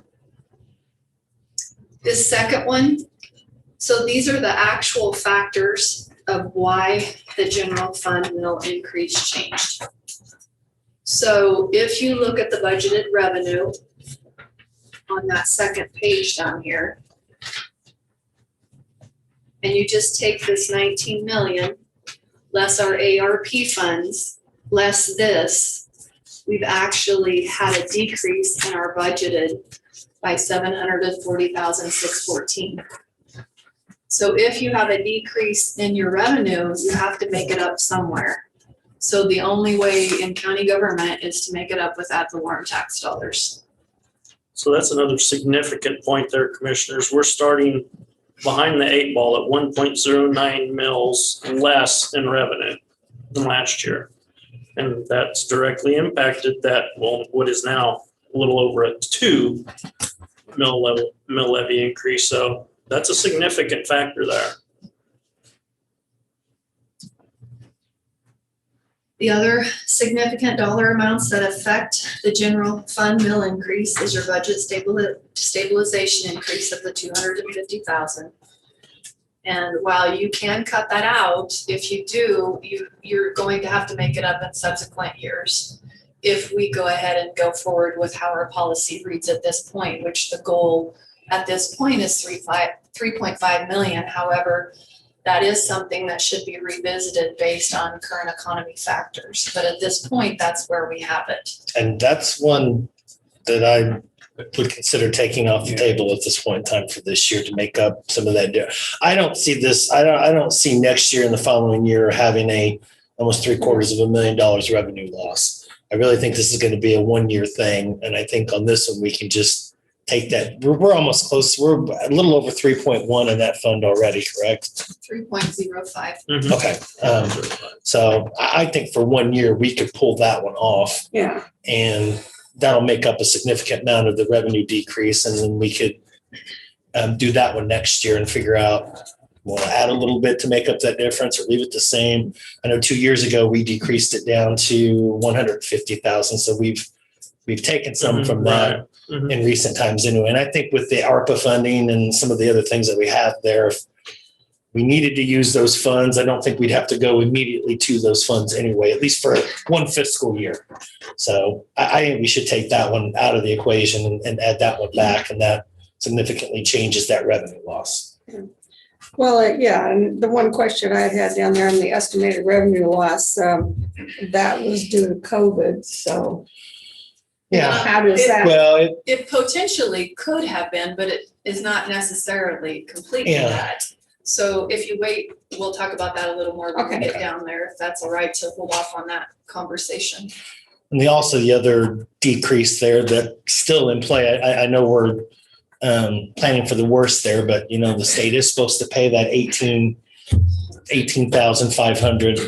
I'm with everybody else in saying that's probably going to be on us next year because it hasn't been equated yet in the process and won't be until sometime next spring anyway. So we'll be starting the next year's budget without knowing that it's going to be there or not going to be there anyway. So it's better to plan for that. But Well, 18,500 isn't going to make up a huge difference in next year's budget anyway. But And if it doesn't get used, it rolls over Correct. back into the general fund. It doesn't Right. stay in the clerk's fund. It goes into the general and that was ending balance. that was going to be another question I had. Same with any other department's unused funds.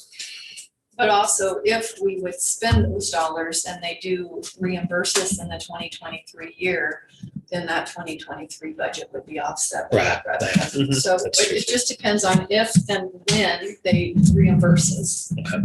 So we can, like you said, we can't count on it being there. Right. Yeah, the key factor there is everyone that's familiar with the legislature and close to them. When they don't appropriate funding, they generally aren't going to go back and appropriate it. And the law was passed, but no appropriations were identified for either year. Well, it wouldn't be that would be for It's for All 2022 years. and 2023. 22 and 23. And every year after, those are the only 2 years they said they would reimburse us. After that, it's all in the county. But regardless, whether the county budgets money or not, I am legally obligated to send those next year. And I think the Yeah. other thing you have to take consideration there that 18.5 will increase costs, Yeah. postage, Right. envelopes. That's our best paper. estimate at this point in Right. time. Yeah. So that's not going to be a stable number regardless of who's paying for it. And at the end of the day, it's tax dollars that are paying for it anyway, Yeah. whether it's coming from the state or local entity anyway. Because So there's already a proposal for increased postage right yeah. now. Yep. Are there any other, anything else that needs addressed in this list? One thing I do want to point out is, yes, we do have some of these increases, but if you note, overall, the rest of the departments, besides what has been outlined above, they're decreasing it to 52,336. So some of these departments are actually already negative as far as their adjustment from their 2021 budget and their 3Cs. And if we're looking at that, I don't think you can take a one size fits all percentage or take this much out of there. We're going to have to examine those, each and every one of those, and figure out where the best place to make a few cuts would be. So with those factors above, you can see that equates to your total increase in the general fund of the 2,048,791. And while there are things above that you could cut out, it will affect services that we provide. So if we did, then we'll have to discuss the services as well, because there may be other areas that are impacted if that's your decision to move forward.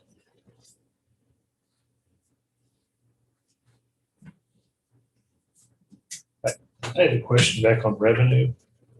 On the the special city, I was just looking at where the big jumps were. One of them, of course, is interest investment in income. We know what happened to that. Right. It's disappeared. But the other one, the special city and county highway fund, what? And that would be a Shiloh question. She Oh, gives us those oh, numbers. okay. It's gas tax. Yeah.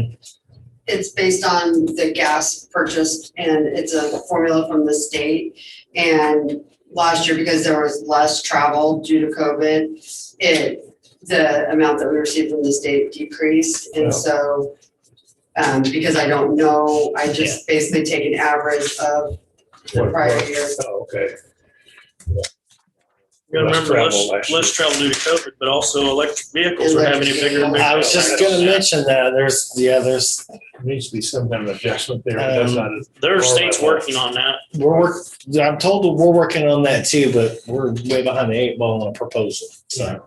But I mean, that's at the state level. I think. Right. We can't do anything No, about that. not yet. I don't know that that's really gonna make a huge impact one way or the other on the fiscal budget that we're working on, so. So one other thing to discuss with this, because we already talked about appropriations, is your transfers. The transfers that are going in are either the same as or a little bit different, like the economic development. And on the capital improvement, that amount encompasses the debt that we owe as well as the flat 2.9 beyond the debt, which is the same as what we requested in 2021. So that also is a place that you can consider cutting. But in doing that, then you get behind on your maintenance of the vehicles, the services, trying to keep your fleet up to date. And also for anything else that you have on your list, potentially, such as an EMS building, if we were to use funds for that from CIP. Those are all items to think about when you cut that transfer. They do know, and there's several departments that have to probably weigh in on this, probably including John, but we've done a pretty, what I consider aggressive job of updating our fleet to a certain extent. So how much more maintenance do we actually have at this point in time? I mean, trucks seem to be always in use, especially the ones that we use for snow removal. okay. And you already have it on a rotating based on the 5 years, so. Yeah, And we have a more regular leases that right. year to year. That I think there's 5 of them. I think for the 2022 year, the requests right now are just under 1.9 million. And that's in 2021, so I don't know the rest of the year what'll come in between now and the end of the year for 2022. And we still have items on the 2021 list, as we just had that work session, and they were not all approved at that point either. Yeah. And I don't have that number off the top of my head, but it's over $1 million that we still have on the unfunded list for 2021. And I think with some other needs and some other things that we're talking about doing, that we may need to even reprioritize that at this point in time too. So may need to discuss that as a way to also discuss what we're going to do or maybe not do moving forward for 2022 as well. It looks like the only thing we can cut are the appropriation requests at this point on the budget to bring it down. Well, a couple of other things I want to point out, and this is the part where you had asked about on Catherine on this estimated adjustments. So one of the things Rich requested the clerk's office gals to pull is what the value of the new improvements were. You can see that's just over $8 million. And if you equate that to what's not being collected in taxes because of those improvements, it's a $289,000 that we're not able to collect in taxes because of this revenue neutral rate. Because what the revenue neutral rate basically says is you're collecting taxes just based on last year's value. So with not being able to increase your revenue, you're not capturing what it costs to provide the services for those new improvements. And so that's another thing that makes you fall behind between that and the beginning balance, the lack in revenue of 740,000, you're, over $1 million right there. We're behind the 8 ball. So the number above is the budgeted change for us. This number down here below on the estimated revenue loss, I am basically taking what we've had over the past several years in revenue, 2016 to 2019. And our average increase for those years is a 6.95% increase. Okay. So if you look at 2020, we actually ended up decreasing based on that normal 6.95% increase by $618,000. So in 2020, our revenue was short by that amount and what we would have expected it to increase based on previous years. Does that make sense? Mhm. So that's not an actual figure, it's an estimate just based on trending from the previous years. But that's your closest amount that you could get to what we're saying we actually lost in revenue in 2020. And of course, that's a 2020 year, but when you're looking at a 2020 year and you're having carryover dollars, it affects your 2021 numbers, it affects your 2022 numbers. So it's usually the 2-year period of what you get in actual versus when you're budgeting that you see that shortfall. And Catherine had said something about appropriations, but there's really only 2 other areas where you got a large amount of money that you can capture without impacting personnel and services too greatly, and that's the CIP transfer. I was talking about these. Mm-hmm. Yeah, no. Outside agency. Understand, but still, there's depending on how much you want to cut them, there's a limited amount there probably you can get, but the larger amounts are in the CIP transfer and unfortunately the 3 C's of public works. But when you do that, Public works. when you do that, you impact services, and then also when you reduce your transfer to CIP, you in essence also directly impact public works because they are the biggest utilizer of CIP just because of the size of the equipment that we have to purchase to keep our fleet up to date. So, Well, I think if you're going to go that direction, it would be better to probably do it out of CIP and at least for the moment, leave the 3 C's alone because that directly impacts both operations, personnel, and what they're doing specifically. CIP is also some things outside of that. You could readjust along the way, but or for instance, the last couple of CIP sessions, we could just not do anything and leave the money that's there and work on next year's with that. And then, you've got some workability into that going into 2022, even if you have to reduce it for the next year. To me, that would be the smarter approach. I'm not saying that's going to be the only one, but I'm saying, going to prioritize some cuts up front here. That would be the direction that I would think would be reasonable. I don't think we're doing too horribly based on our last CIP. In the CIP area, we're doing pretty good. But remember, you always have to have monies available because knock on wood, it wouldn't have been the first time where a snow plow goes in the ditch and all of a sudden you're replacing a truck that you didn't anticipate on the schedule, and just things in that kind of work happen. Things break, and when they break, they're very expensive. Or an ambulance, we had one time where we had 2 ambulances that we bought were brand new that were Fords that were Lemons that all of a sudden we had to replace. And ambulances aren't cheap. Or one that was involved in an accident due to a storm. Mm-hmm. The other thing that you touched on, Commissioner Ford, is the new positions. So on the new positions, I don't think we have a complete consensus that they were cut out. I think Catherine had said she wanted to revisit that potentially as far as any possible positions being approved. So that's not in our budget right now. I think I was the only one that just made the consensus of I'm not going to want to hire anybody. I don't know that I heard anything from the other 2 on that. Yeah. Okay. Yeah. But I disagree. Oh, okay. But And that's fine. I just don't have it as wiping clean off the slate to not move forward, which means, would that also be if you had contract positions they were wanting to put into play with potential budget sitting there? Are you wanting all of those things off the table, or are those going to be? I would prefer that for Well, Well, what about if we would, at the middle of the year, we look at where our revenues are? and, you I'd be know, okay with Might be that. a possibility at We that might be able point. to do one or something Yeah, like that. so- And I think a couple of those, particularly the health department one, if they get creative, they can probably find some grants as they've already done to fill in a position or something there. But in terms of making that a personnel and ad valorem expense for 2022, it's off the table for me. Well, we've got to keep that ad valorem down as low as we can. And if we're going to want to take care of the people that we have, we really don't have any choice, in my opinion, but to do. Right. That's my real emphasis after last year. Yeah, You got salaries of yeah. department heads. No one got a raise last year. And my emphasis would be existing personnel over new personnel. Yeah. New positions. Mhm. But you guys make that That's- decision. That's my prerogative too.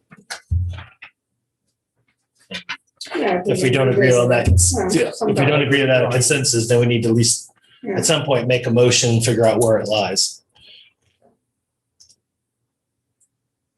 So those are all the things that I have for you to think about, discuss. I can answer any additional questions. I can bring back anything else you want at the next meeting.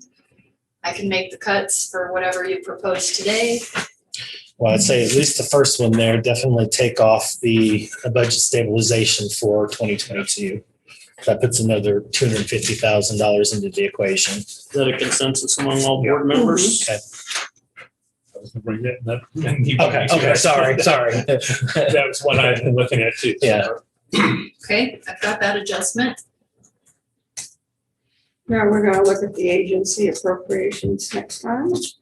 Or you can do it now as well. Yeah, I'm still open. Yeah, we still got some time. Right, and I do have that spreadsheet, and I have made the adjustments, which I can change if you have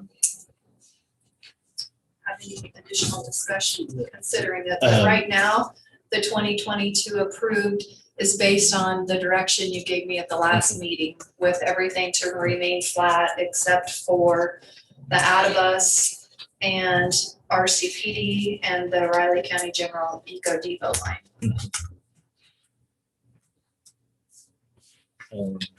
My perspective, I'm okay with where we're at on that for the moment. I don't know how you, I don't, at this point in time, I don't know what I know what process you're going to use. Are we going to take a percentage? Really, there's only a couple of those that are rather large right now where you're going to make up a very, yeah. Big shots. Yeah. And I believe you approved the extension budget this morning, so Correct, that one will not change now. and we thank Gary for taking that initiative and keeping that one, I know, flat for a third straight year. Yeah, it is. Yeah.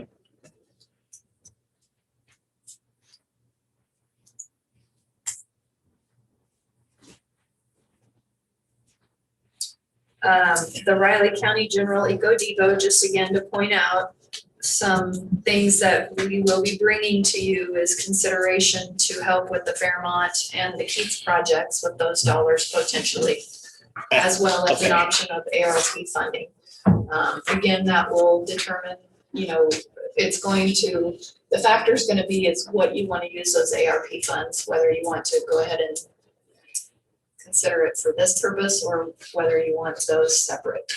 I'd like to get, I know you can't come up with this, actual number, but I would like to get an estimate on those three particular projects, Keats and the two water districts, and see how that compares to this before going either way on that. And The one that's gonna be harder to get right now is Keats. I Fairmont, understand. we have okay, that number, Okay. but Keats, no. And then the outlier is if the board decides to make it a priority for an EMS, fire district EOC facility with the ARP funds and then assistance from CIP. So yeah, once again, if you take too much from CIP, that's, I don't know what that bill is going to come in for that facility, but it's not going to be cheap. well, my guess is we're going to go past probably 2022 in order to do that one anyway. So, it's But probably still, gonna- you have to save for it. I mean, that's how we did the shop site. I got what you're saying. What about the allocation to the Chamber of Commerce? I know they're gonna be funded through the, I know for 23, they're gonna be funded But very, what we fund them for isn't the same thing. Yeah. Most of what we fund, that 55,000 is for military relations. For instance, tickets that are going to military families for appreciation night at the rodeo, some of the specific things. What I would tell you on the chamber side, you know, if we were talking 155,000 or 555,000, I would agree with you total. Yeah. But I think dollar for dollar, we're going to get our value out of that 55,000. And they're talking, you know, we've got a sales tax question that we're going to have to discuss here shortly and figure out what we want to do with that. They've agreed to work out of their own funds, not even out of this funds, to maybe allocate help allocate a public relations marketing campaign for that. And they do some other things with that. We're working on a couple other things collaboratively as well. It's not a perfect scenario, I give you that, but I think value for value, we get $55,000 worth out of that. And the thing here too is if you're going to go to the appropriations here, that's one thing, but how do you start picking and choosing? Yeah, it's who do you tough, cut? yeah. Who do you not cut? I mean, you really get into your own personal preferences on that. So if you're going to make a cut, my suggestion would be you make an equal cut across the board. Maybe definitely with the exception of ATA, because we kind of made a verbal promise last year on that, and I don't want to do that one. But outside of that one, if you're going to make cuts, it should be. I would suggest the best approach would be equal through the board on each one of those. And Yeah, well, you know, I've never seen an itemization of what those dollars go to. and they gave a budget presentation. It listed all of them. Yeah, it listed all of them specifically on there. And you could always reach out to anybody, Jason, Darren, anybody over there and get that specifically too to fill in the gaps to answer those questions. But it's mostly for military relations, and Janet and her several groups do a wonderful job there. The Veterans Day Parade, other things that they do throughout the year. And I would tell you from my personal perspective, our county relationship with Fort Riley is not as good as it probably really should be. And I'm not pointing fingers or blaming anybody. I'm just saying we could do a better job there. Keep in mind, that's about $1.8 billion to the local and regional economy. It's very, very vital, and it's very, very important. Well, yeah. Do any of the board members wish to go through the appropriations any further than we have already and address any of those individually, or is the board okay with what Tammy has in the 22 column? I'm okay with it currently. We can look at some other consensus? areas and come back to it. Yeah, come back to it. Come back to it. Yeah, I'm okay with where that stands currently. Right. I would like to still make a decision on new personnel at this point in time and either take that off the table for 2022 and maybe have one or two of those departments come back later in the year and discuss that separately, but not put it in 2022's budget officially. And right now it is not in there. Correct. So just us leaving it off of there. So you want to review the appropriations at the next budget work session? We can do that. That's Yeah, okay. I'd like to go back and review those presentations. There were so many, it's so, Yeah. you know, it's so concentrated, it's hard to remember all those. And I would, before that next one, I'd like to get a better account of the two water districts and Keats the best we can to see where that matches up with the total that we're going to have for Eco Devo. Yeah, Keats, I just don't know that we can get until we know what federal funding is going to come through. That's what's going to dictate what makes that affordable and not So here's my- affordable. And as Amanda said. Well, here's my question on that. Then, you know, is that going to be something that happens in 2022? Well, again, we're gonna be looking at applying for CDBG and USDA a little bit later this year. So we won't even know until at least fall if we even, if we get them and what those would be. And then there's still, of course, work that goes into the project. I think the construction wasn't even gonna be till 23 or 24. Yeah. Is that correct? Started. Man, it wasn't one of the dates that they actually, that Stan talked about, was January of 2022. Where you would know. Right. Full Yeah, scope of and that's the funding. difficulty with that. We're just not be able to give you a number on Keats. And the sad thing is that's the one that needs it. I know. Will most likely need it the most. We just thought Fairmont, to be fair to both districts that are going on at the same time, you know, but that one definitely needs more than likely will need more financial assistance. And we will have the presentation on Fairmont, but if we would not assist with that project with county dollars, then it would require 2 bond issuances, which would basically double our bond costs. So not only would you be saving the district dollars, but also additional dollars because of those costs.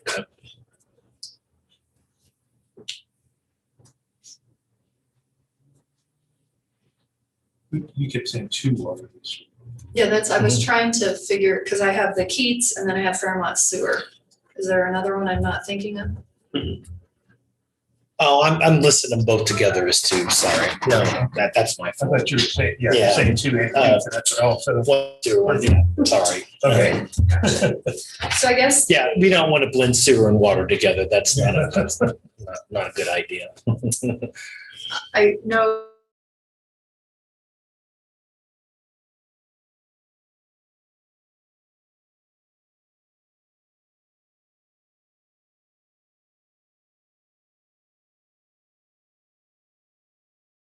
Or new hirees, because there's a significant New position, sorry. Yeah.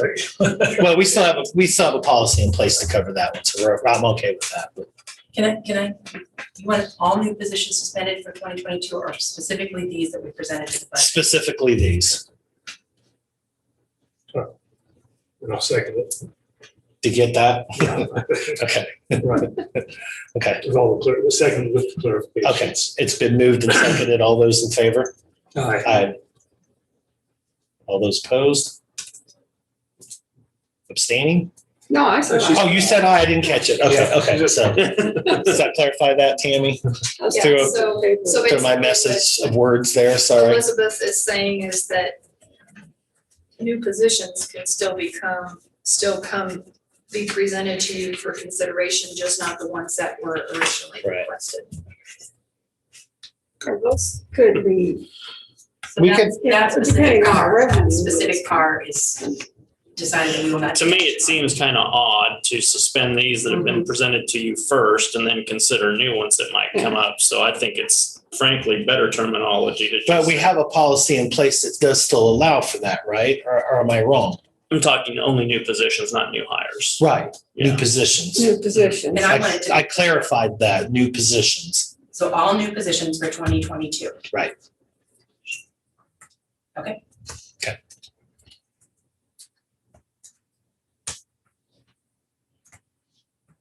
So not just the budget ones that were prepared, but all are Right. off the table. Okay, that, and I'm good either way, I just want to. Okay, yeah, no, yeah. New hirees to me are budgeted positions Right. that for we need budget to positions, rehire, you'll fill, and we but have a what press. we'll not consider, you will not Right. consider any new positions for 2022. Correct. Thank you.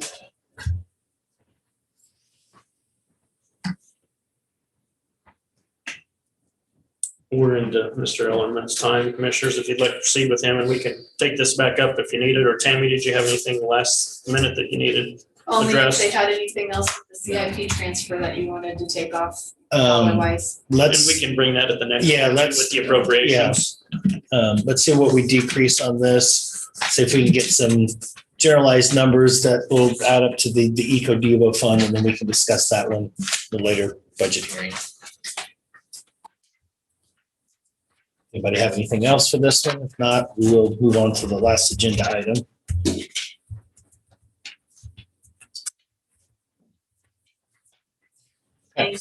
Thank you, Tammy. Mentally tired yet? No, it's just tough. One of the big ones. Yeah. Speaking of positions. Positions, new hire. I guess there's one place you can cut right away. Yeah. You're out. I was an equipment operator too, so we can eliminate some equipment out of this one. Start eliminating services.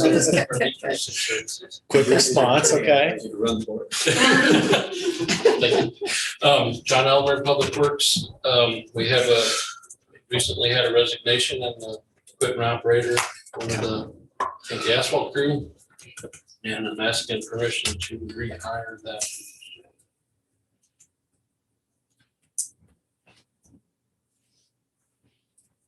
Thoughts, discussion? I would probably say at this time of the year, this is probably pretty important. Yeah. This one's already short two, well, will be short two. That's right. Two Mhm. people. And This one is budgeted. It's in the currently- budget. It's currently filled and so I'm open. Let's see. I'm backwards here. Hold on a second. I'll make a motion. I make a motion to approve the Public Works Department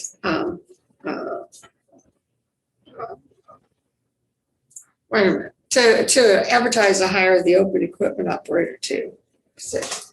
I'll second. Okay, it's been moved and seconded. The request for the open equipment operator 2 position in Public Works. All those in favor? Aye. All three, please. So it's coming upside down. And I just might make a suggestion there, don't get on the agenda after a budget work session. Yeah, it's got. Well, at least it wasn't asking for a new position. I would- Yeah, you would have been, yeah. But that's coming. You just would have withdrew the request there. Well, actually, no, that's for this year. That's not technically for next year. Yeah. So actually, you would have been okay on that one. I hurry up and get it done for this Yeah, year. but we've technically hired at least 8 new positions technically this year. And it's worked out well. I'm not complaining.